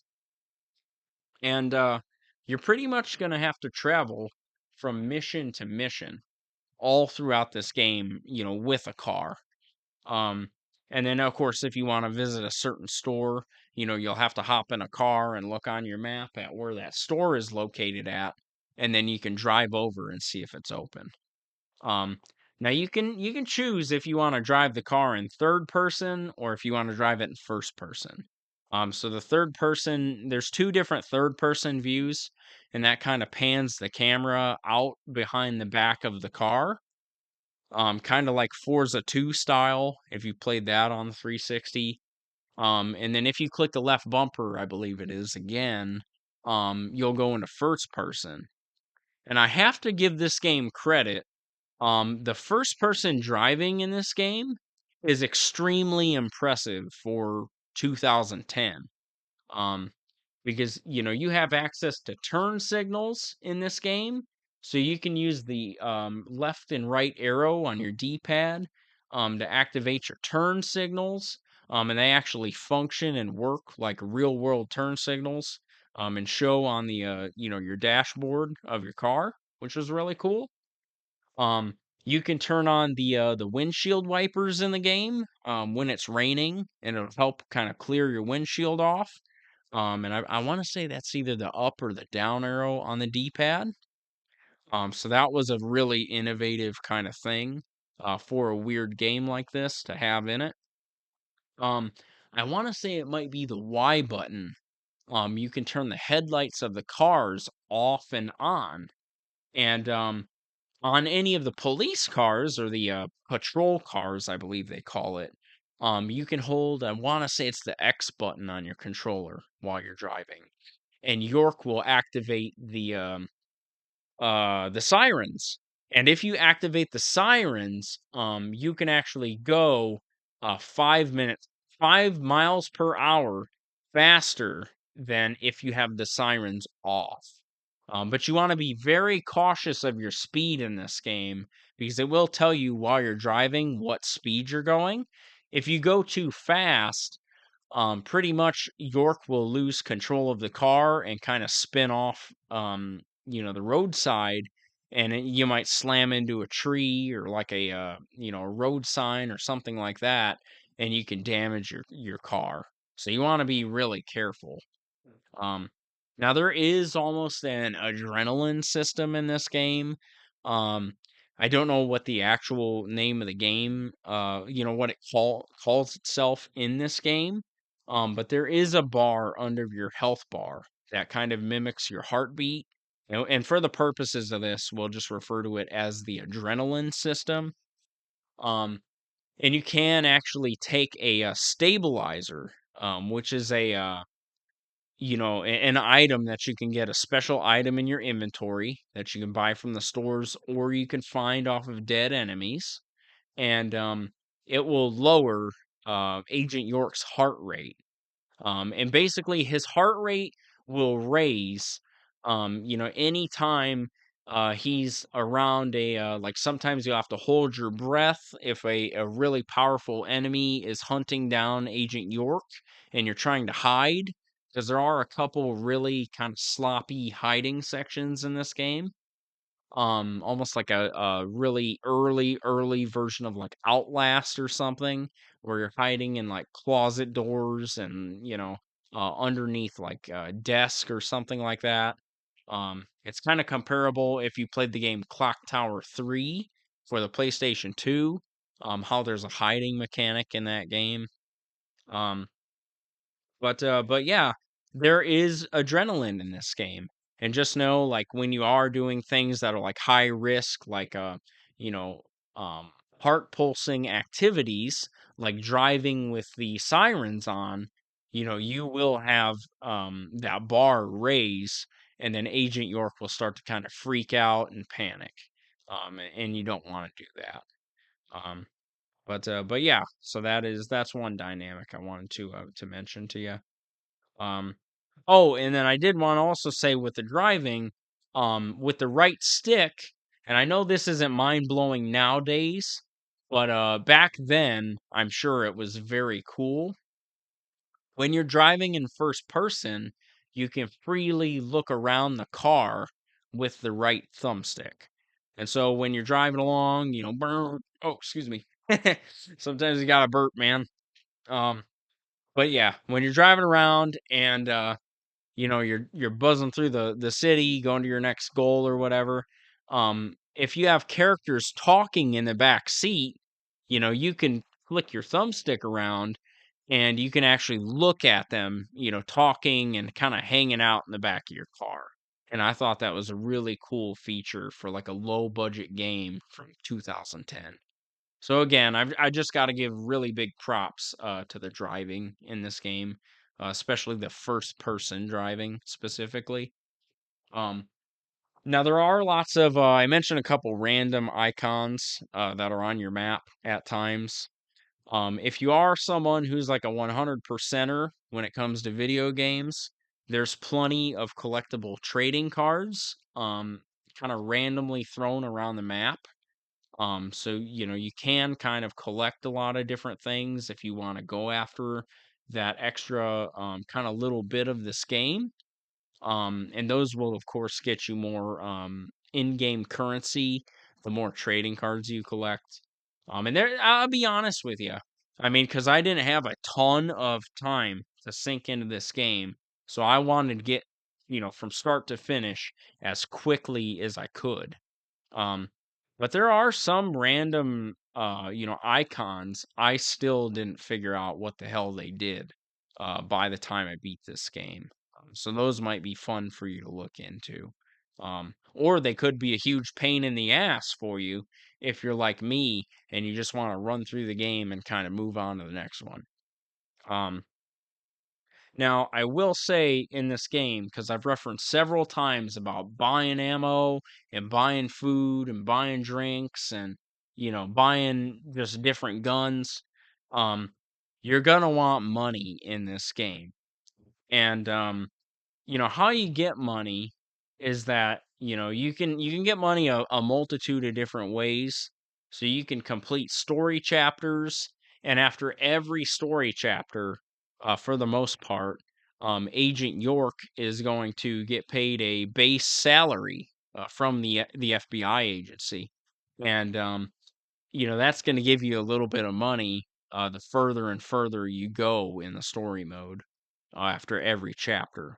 Um, and then there is a bonus way to get some money. It's called shaving.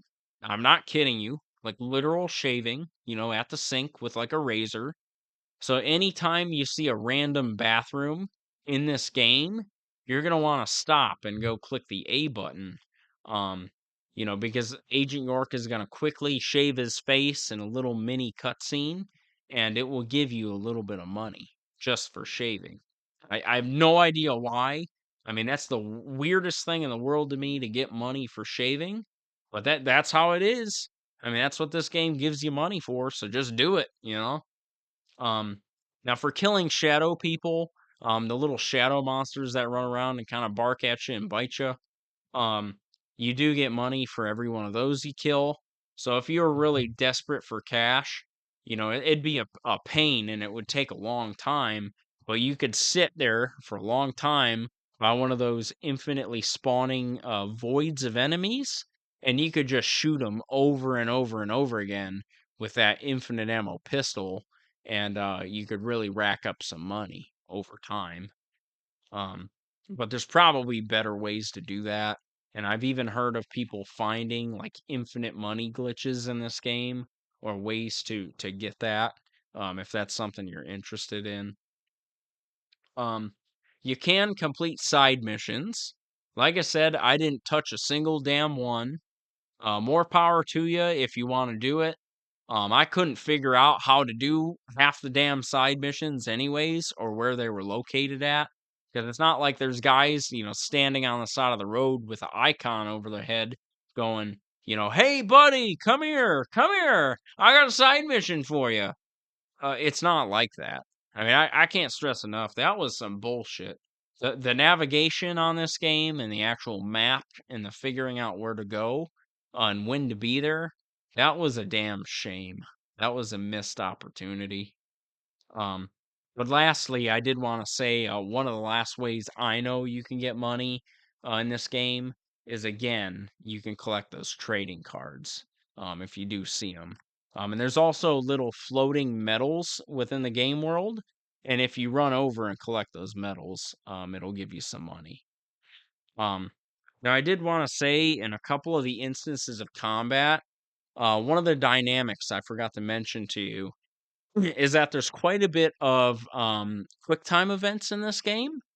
So if you played, I mean, I know I keep referencing the Resident Evil series, but I mean, obviously, it is seriously, it's obvious that whoever made this game in the game developer world, um, really, really had an admiration for Resident Evil, in that series. But if you've played Resident Evil 5 for the 360, the computer, or the PS3, you know well about the button mashing events and the quick time events. And this is one of those games that's there's some reasonable quick time events that are okay. I'm okay with. They fit well, serve their purpose. But there's others that you're just watching a damn cutscene, and you got, you're eating dinner with a fork and a knife on the couch, and then out of nowhere it goes, "Aha! Hit the right bumper." And there's no way in hell you're gonna hit that right bumper. I mean, it's just at random. I mean, the game doesn't even explain to you that there's quick time events, or what they do, or it's really, like I said, this game loves to leave you in the dark and let you just figure it out. And it's not fun in that regard. And then there's a couple times, and it happens quite often, once every few chapters, you're gonna be wiggling that damn thumbstick until your thumb falls off. I mean, this game does not mess around with a couple of those quick time events. Um, I mean, you're gonna have to put some effort into it, put some elbow grease into working that controller, um, working those thumbsticks specifically. And if you get to a couple of the boss sections, you're gonna know exactly what I'm talking about. So I'll let you, kind of wonder on that one a little bit. Um, Now, one thing I wasn't able to do, because again, this game has a lot more than just the main story to offer you, if you can figure out what the hell to do and how to do it. And one of the things I could not figure out how to do, or wasn't offered to me during my playthrough, was that you can actually buy cars in this game. And if you buy them, they will show up, as far as I know, at the hotel that York is staying at in the parking lot. But I had no idea how to do this. By the end of the game, I was so done with this game. Um, I was just ready for it to be over with. So I just got through with what I had to get through, and I shelved it. And I probably won't be coming back to it, to do things like the side missions, and to collect the additional cars or the trading cards. But just know there is some extra things out there if you're interested. Um, Now, one thing I haven't told you about, story wise, is that from the beginning moments of this game, when Agent York is driving alone in the car, on the highway, he's going to refer to someone named Zach.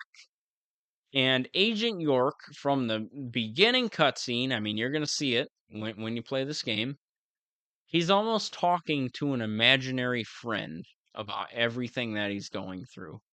And even around other people, you're going to see that he starts making other people uncomfortable, because he's talking to either himself or his imaginary friend right in front of them. And he calls this imaginary friend Zach.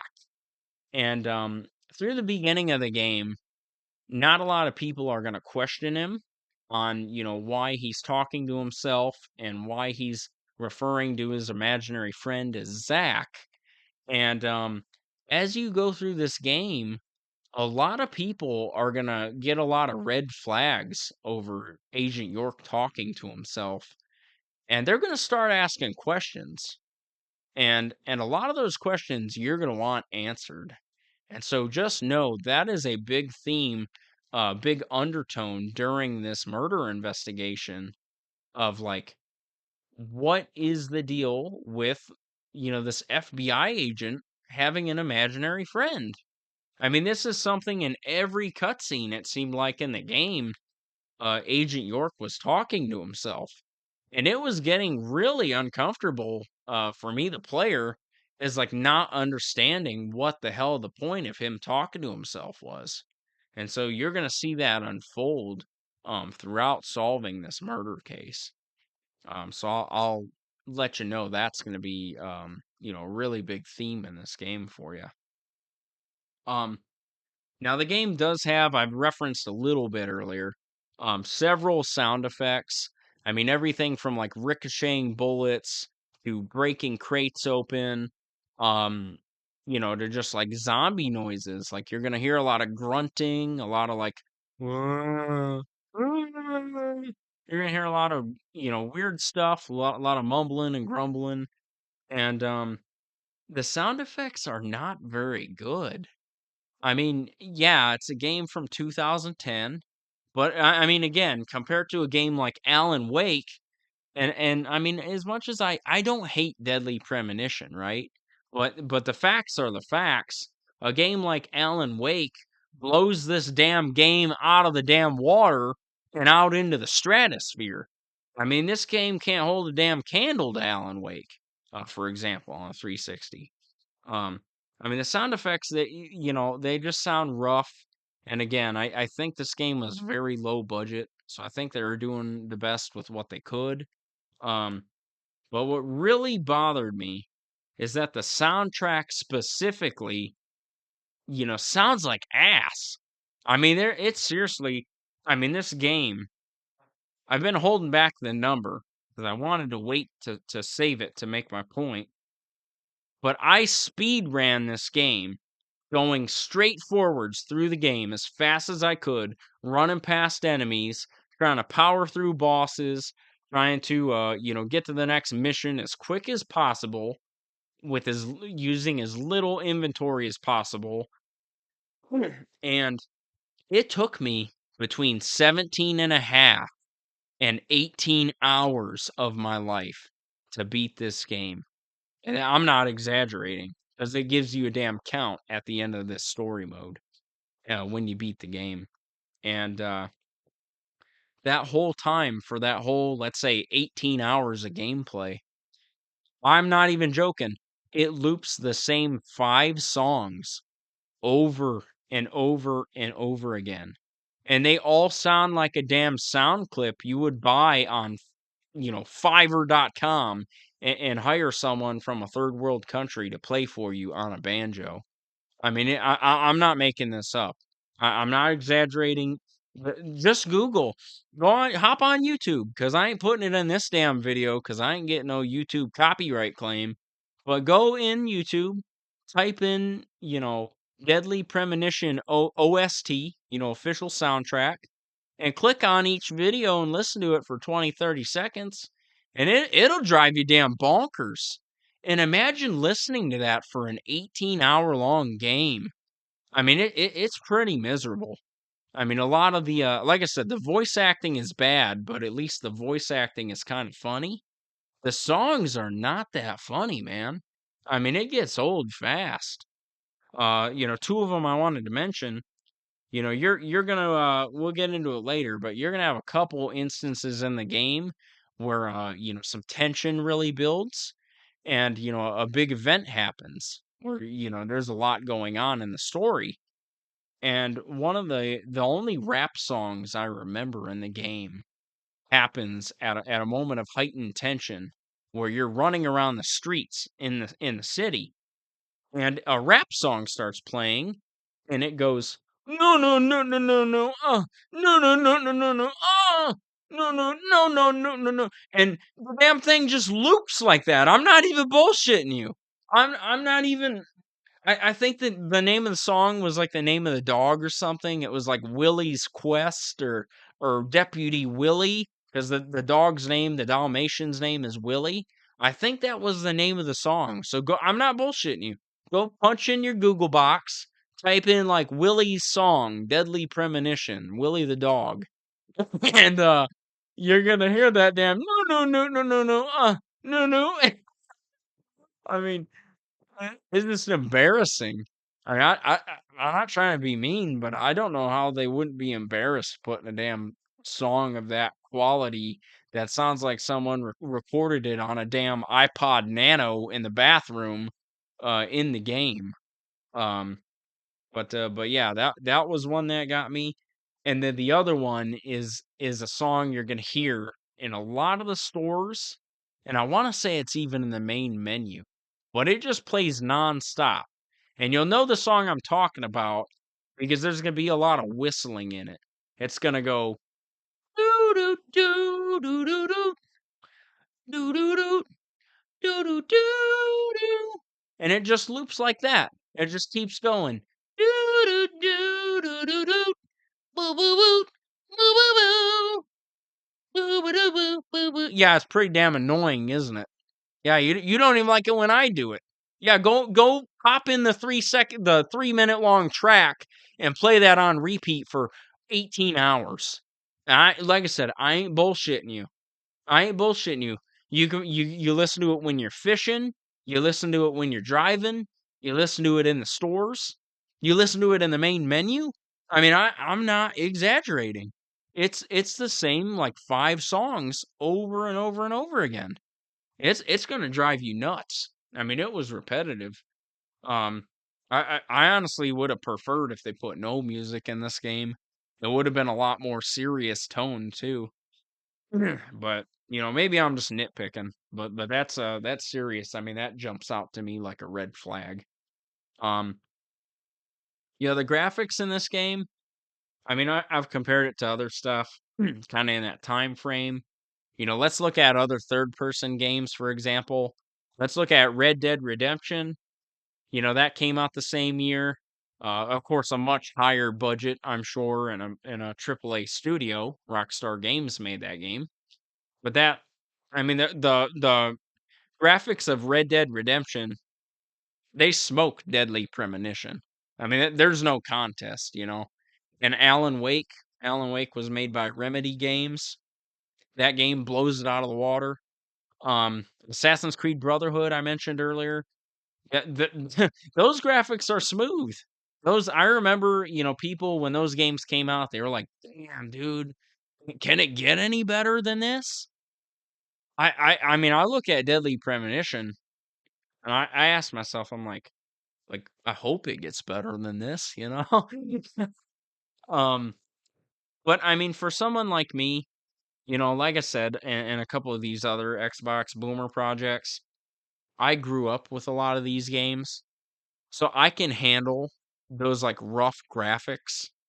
I mean, they're not on par with original Xbox. Like, they're not that bad. It's not a PlayStation 2 game. It's not like you're playing like Sims 2 or something. Um, but I mean, they are rough. It's early Xbox 360 graphics. It's 2010. I mean, they're dated. There's I've said it once. I'll say it before. There's no getting around it. I mean, it is what it is. It don't mean just because the game's got simple graphics, I don't mean it's a bad game.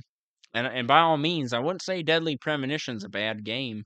I'm letting you know up front before you dig into it. I'm letting you know the flaws. Okay, I give you my opinion at the end of all this. Um, Now the gameplay, because it does have kind of a like a quasi whatever, Resident Evil 4 kind of like tank control scheme. The character in this version of Deadly Premonition, not the director's cut version, the 360 version feels stiff because you've got to pan that character around to kind of move the camera to where you want to look a little bit.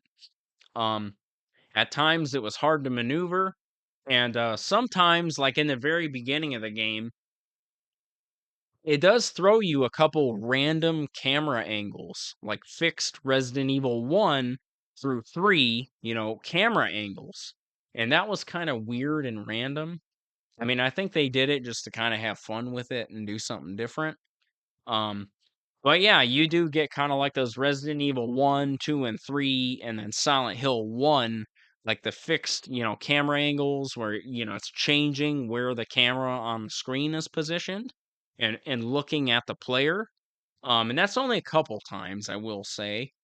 But yeah, I remember, like, you find, I think, a dead dog in the very beginning of the game, and it throws you one of those weird, wonky camera angles out of the blue, and you're kinda like, "Where did that come from?" You know? Like, that's kinda weird. Um, Now I will say one other compliment I do wanna pay to this game, as being made in 2010. You do have a couple opportunities where you can play as other characters. And when this happened in the game, this was totally unexpected and it was awesome. For a game from that time frame, um I was really impressed that they came up with that idea. And I'm going to leave it a surprise for you because it was pleasant. Those were a couple of the more pleasant parts of the game was playing as different characters than York. I'll just leave you with that little tidbit. But one more time, the overall length of the game, I played it between 17 and a half and 18 hours. I was running like a damn chicken with my head cut off, past all the enemies, okay? Past all the damn shadow people, trying to whittle away all the boss's health bars as fast, cheap, and dirty as I possibly could. And that's as fast as I could do it as a veteran 360 player, 17 and a half hours. And that's too damn long. I will say, for normal humans playing this game, that's too damn long. You got to do better than that. Um, you know, this game had a number of boss fights. Okay. And the first time I thought I beat this game, because I didn't look up how long this game was at first until I was deep in it.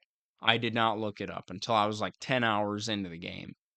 Um, I got probably like 6 hours into the game, and I wanna say it was either the 1st or the 2nd episode that I beat, because this game is split into episodes, and those episodes are split into different chapters, right? So I beat the first episode or 2, and at the end, I thought I beat the game. I beat, like, episode 1 after, like, 4 5, 6 hours, something like that, I can't remember how long now, and, I was like, "Oh, great, I beat the game. What a wonderful little game," linear and just straight through, straightforward, figured this little mystery out, and, done with it, back on the shelf. But then the game was like, "Oh, you're starting episode 2 or episode 3." And I was like, "Wait, there's more?" I mean, I about crapped my pants. I couldn't believe it. I was like, "There's more to this? I've been playing for hours. What more do you have to say? It's done." And, you know, I mean, it just kept going and going and going. And I'm not kidding. I got to probably the 11, 12 hour mark. And my wife and I were both, we said pretty much like, hey, the story's at least interesting enough to want to see what happens. Let's power through this game. So we sat on the couch and we're watching this game, and I'm trying to run through it as best as I can. And I get to this boss, and it's like a tough boss. It's like pretty in depth of boss fight and a pretty pinnacle point in the story. And the game didn't end. And I got pissed off, and I actually looked online and I was like, okay, this is ridiculous at like 12 hours, 13 hours, somewhere in there. I'm like, this has gone on way too long. We already wrapped up way too many loose ends. This game has got to end. I'm done with it. I ain't got the time. I'm playing this damn thing every day after work. I'm trying to grind it on the weekends. It's taken several damn, Googling sessions and, puzzle solving sections because there's several annoying cryptic puzzles in this game that are borderline glitched because there's a lot of game breaking shit in this game that will kind of glitch your game if you're unfortunate enough to have it happen to you. Especially at this one point where you're going to be shooting apples out of a tree. That was a pretty miserable chapter. And you'll know what I'm talking about when you get there. Good luck, buddy. Um, but yeah, this game, I'm not kidding you. I beat the first boss, and I go, okay, that's got to be the end of the game. That did it for me. I beat another boss, really hard one. That's got to be the end of the game. And I'm still, after I beat another boss, I'm like 4 hours from the end of the game, and I couldn't fricking believe it. I put this damn game away for like a week on the shelf because I was pissed off. I was real pissed off. And I do hold some resentment over Deadly Premonition for just not ending the damn game. It was unnecessary. It didn't it actually made the story go from, like, pretty good, about 10 hours in, it was, like, pretty good, it hit a peak, it was ready to wrap up, put that damn thing in the freezer and save it for later, it was good. They coulda waited for a sequel, I had my fill, and, there was still half a damn game to play there. I'm not bullshitting you. You're probably gonna feel about the same way. Cause I even talked to my wife, about it quite a bit. And, yeah, I mean, I would have been screaming Deadly Premonition's praise if the damn game just ended halfway through. But they kept pushing it and stringing it along, and I mean they're trying to be artsy, fartsy, and creative with it, and I get that. That's okay, I guess. But you can't just close a plot line and then reopen it. Close the plot line, reopen it. Like it's like that damn I think it was a Geico or Progressive commercial for insurance where that old man has the dollar on the fishing pole and he goes, "I caught your dollar." And he's just yanking the damn dollar up from the guy trying to grab it. That's what it felt like. That's the kind of bullshit the game developers were putting me through. It's hard for me to forgive them for that. Um, but, I will say some of those later boss fights, I harped on earlier, you gotta keep buying ammo. You gotta give York enough money so he can keep feeding his weapons ammo. And, you gotta try to burn up your crappy guns first before you use the good stuff, like that 5.56 assault rifle. Um, and a lot of these bosses were very stingy on the amount of ammo that you had in the boss fight to beat the boss.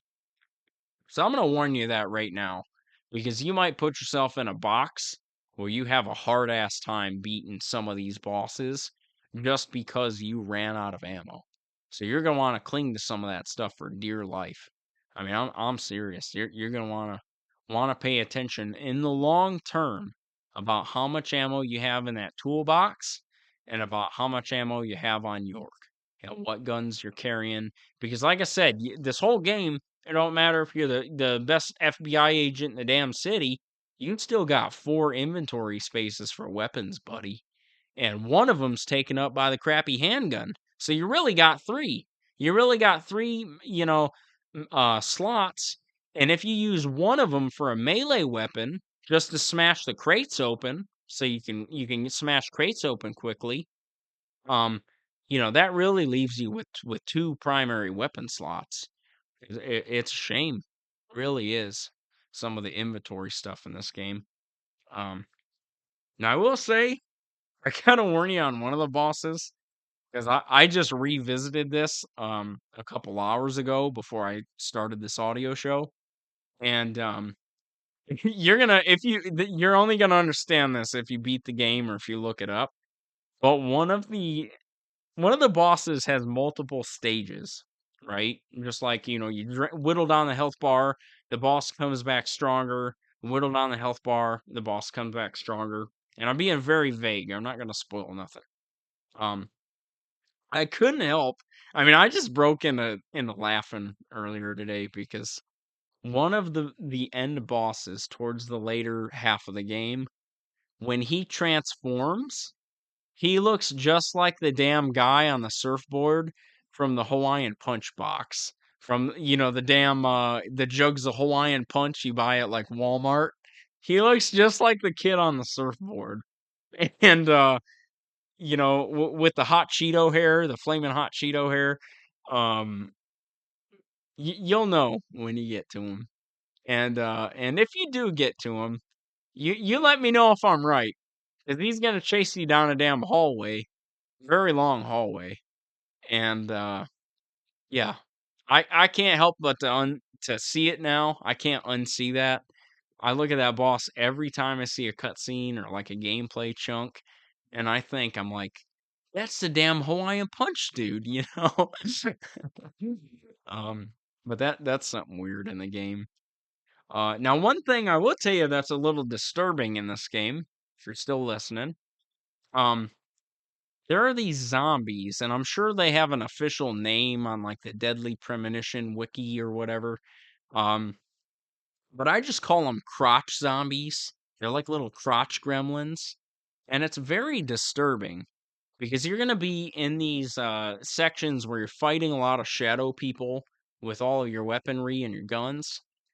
And these little grudge zombies, they look like The Grudge, if you've seen the movie The Grudge, where the little girl, like, crawls backwards up the stairs. Um, and these grudge zombies are gonna crawl out of the vents, and they're gonna basically be like a half-naked girl. A girl running around in, like, a bra and panties, but she's like one of these shadow zombies.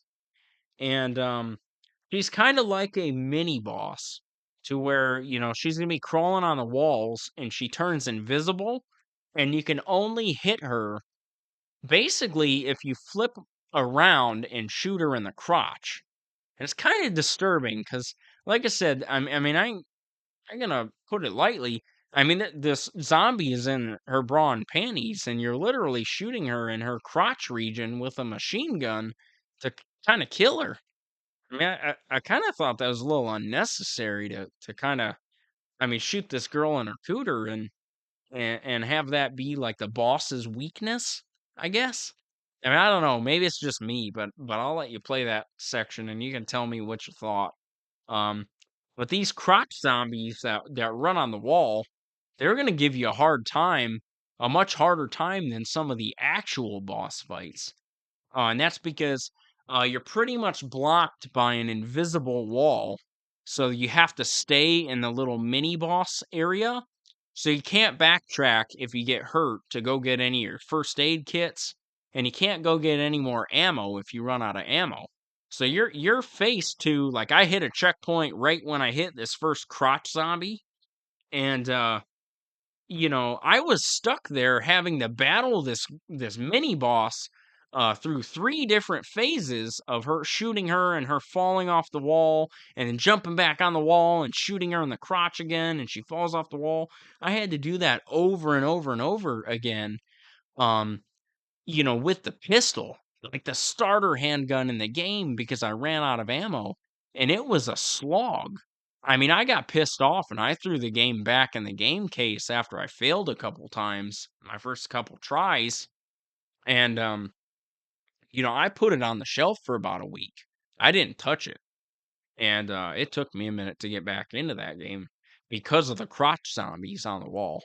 And I really wish they had have either come up with some different designs for the crotch zombies so that you can tell when they're actually taking damage, because you basically can't hurt the crotch zombies when they're invisible. And there's several of them in the game that you're going to encounter. s- Oh, excuse me, especially in the last half of the game. Um, but yeah, when you get to that point in time, I'd be interested to know how you guys did facing the little grudge zombies that run on the wall like that. um, Yeah, I mean, I think they could have done a little better of like putting clothes on the zombie or, maybe having it to where you shoot her in the head and not the crotch. I mean, I don't know. Something just doesn't sit right with me with that. I mean, it's just a little disturbing. a little graphic, I guess I should say. Um, but yeah, those enemies did piss me off. Now there are several sections of this game where you are going to be looking for clues during the zombie killing sections, where you're actually engaged in combat during the story chapters. And during these like clue sections or like kind of investigating sections, you're going to be fighting these shadow people with your guns and your melee weapons all alone, and you're going to be looking for clues from a previous murder that happened that you're going to try to kind of link to the raincoat killer that you believe is the murderer of the town. And so once you find all of these clues as you're killing all of the shadow zombies, you're going to be able to enter a mini game that's called profiling.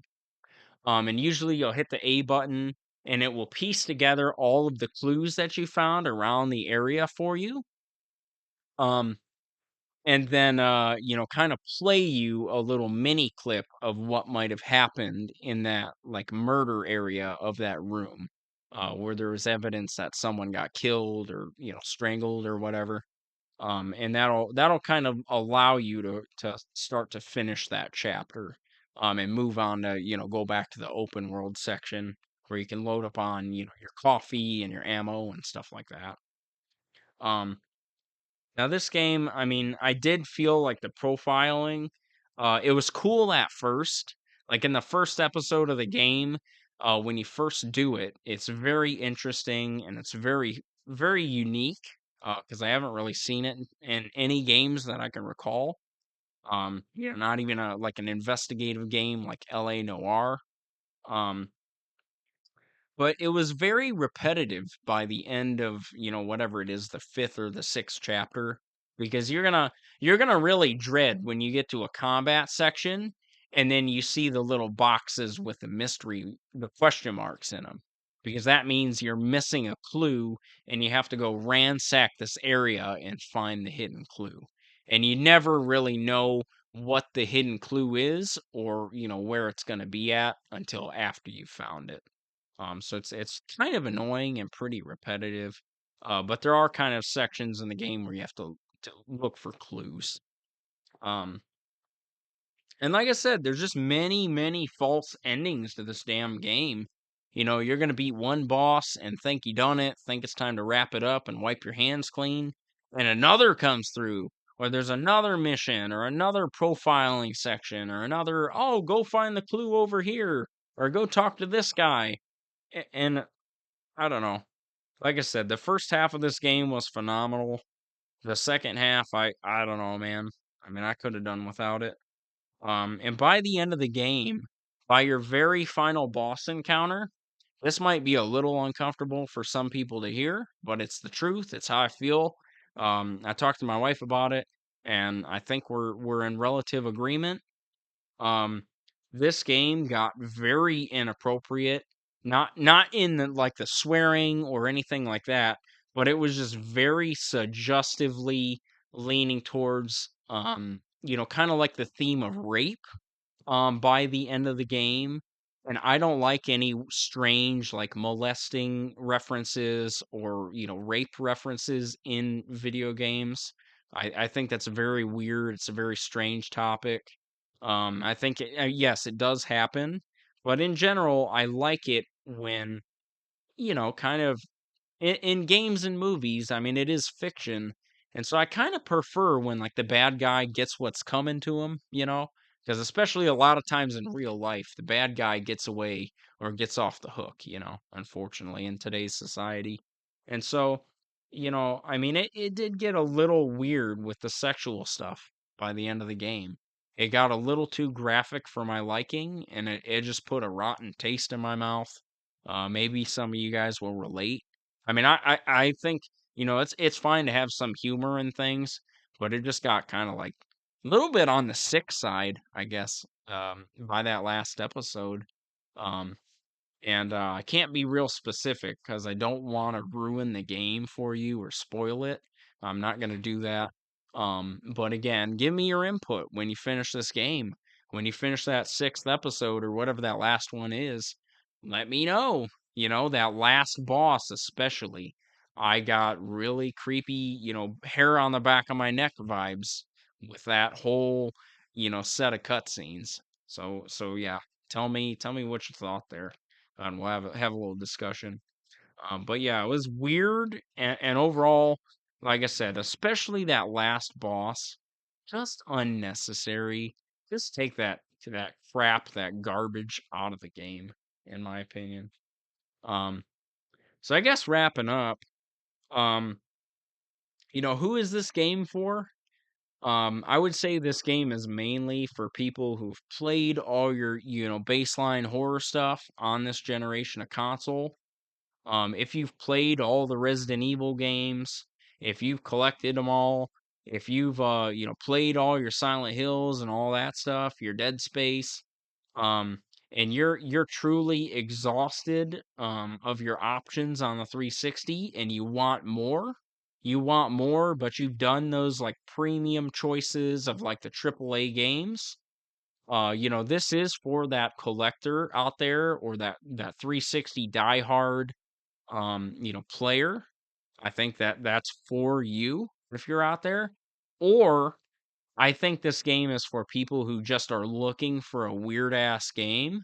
I think people that want to find like the unmatched king of just like, the cringy dialogue, the kind of like Jill sandwich jokes, or the like games that are like so bad that they're good. I think that's this is a good contender for that. Like I said, there's a lot of adult scenes in this game, so I will warn you that. There's a lot of like, girl boobies in this game. There's a lot of, innocent people getting murdered in this game in kind of foul ways. Um, and sometimes the bad guy gets away in certain sections of this game. And so you're gonna have to deal with that. If that's not something you're ready for. Um, but yeah, or if you're just looking for something fresh and you just want to try something that hasn't been done to death a million times, by like, the baseline game developing community. A lot of your AAA games, for sure, like I said, there's a lot of uncomfortable sexual themes in this game. um, there's a lot of like weird techniques like the profiling and like the first person driving that, sometimes are repetitive, but it's something different. It's something different than your like Far Cries where you're like, oh, I'm gonna run to the first outpost, kill all the guards, run to the next outpost, kill all the guards. Or your Call of Duty matches where you're running around Nuketown. Oh, bro, I got the Galil. It's not the same damn match every time. I can appreciate that this game, especially in the year 2010, it was a unique horror game. It tried to take some, good ideas from Resident Evil, Silent Hill, and do them in its own way. I could tell they were going for the next big horror IP when they made this. They were trying to make like their magnum opus, their holy grail of horror titles. And I think there are a lot of diehard Xbox 360 fans out there that would like a game like this. And there's also some diehard Deadly Premonition fans who love this game to death and think you can't say anything bad about it. Um, and so that's okay. I'm okay with that. Because this game did do some things that I like, just to be clear. I liked jumping into a game with an Xbox 360 controller that reminded me faintly of Resident Evil 4. I liked playing a game where I wasn't shooting other humans with, P90. I was shooting these shadow people. I like that. I like the interesting boss designs. And I like a game that tries to be scary. I'm not saying that Deadly Premonition always succeeds in being scary, but it tried real hard, and it did have some twists and turns in the story. And I think just to see the ending of this game and the story of how that all wraps up, even though I wasn't like jumping for joy at how they ended this game, it was worth a run through, you know. It took a hell of a lot of time, but it was worth at least one playthrough. Um, so I mean, I guess would I recommend this? Yeah, yeah, I would. I think if you're still interested in 360 now that the heyday is has come and gone, and you're interested in the adult um single player games, the story rich games, yeah. I think if you're mature enough to handle, like I said, the adult themes of like torture and murder and things like that, um yeah, it just they had some unique ideas for the characters. I mean, some of the characters are really likable, some more than others. And I did get some chuckles with my wife out of this one. I mean, if you have some buddies, if you pop this thing in for maybe an hour or two, just hanging out, you guys will probably laugh a time or two. I'll say that. It's horror, but it's also humor, you know. Um, Now, replayability, does it have replayability? For me, it does not. Because, like I said, I'm burnt out on this at the moment. No more Deadly Premonition um, for me right now. I'm going to shelf it, and I don't know if or when I'm going to pick this back up. Um, for you or for the gamer that has more time or patience, there are all of those side activities, like the trading card collection, like finding all of the weapons in the game, completing all the side quests. You can go find that weather doll that a lot of people, rant and glow about online of how amazing that side item is. You can go collect those additional cars that you can buy. So yeah, I think there is some replayability. And then maybe after, 5, 10 years after you've given this game a rest, you might, if you like it a lot, you might want to run through it again. Just, to see the gaps in the story fill in again. You might have forgotten after all that time. Or maybe you haven't played this in 10 years. Maybe it's a good time to replay it and try it out. Um, but just understand, you are getting, I'm going to straight up just say, you're getting a mediocre horror game. This is clearly made by a far less number of people than any like AAA, like Capcom game, any Silent Hill, any Dead Space, Electronics Arts title. You just ain't getting that quality. So, expect like a B or a C tier game. You ain't getting no AAA game. Um, Now, I do want to just make sure you guys are aware. If you do like this game, if you played it already, beaten it, or you just want to collect a little bit, um, they do have a sequel to this game. And I have never played this sequel, but my wife does own it. So we do have it in the house, and maybe one day she'll play it, and I'll get to watch some of it or whatever.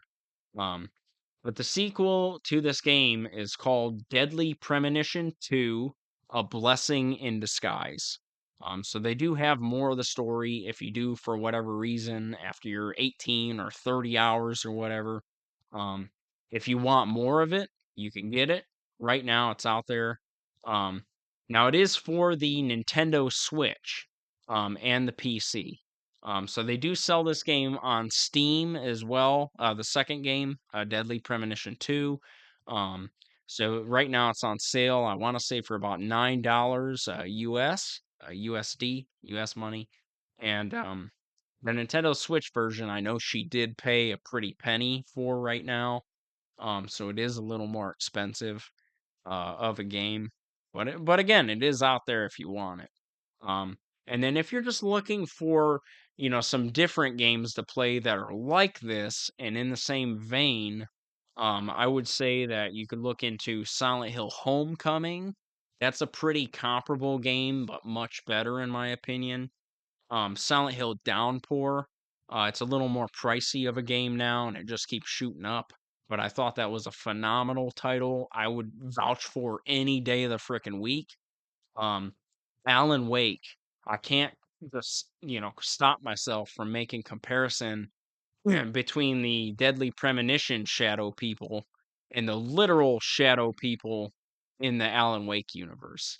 It's a much scarier game, much more quality game that had some money behind it and backing it. So I would check out Alan Wake for the Xbox 360. Um, and then finally, I would say a classic game.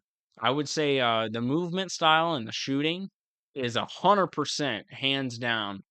Feels just like Resident Evil 4, which is it's an older game for the GameCube, the PlayStation 2, the PC.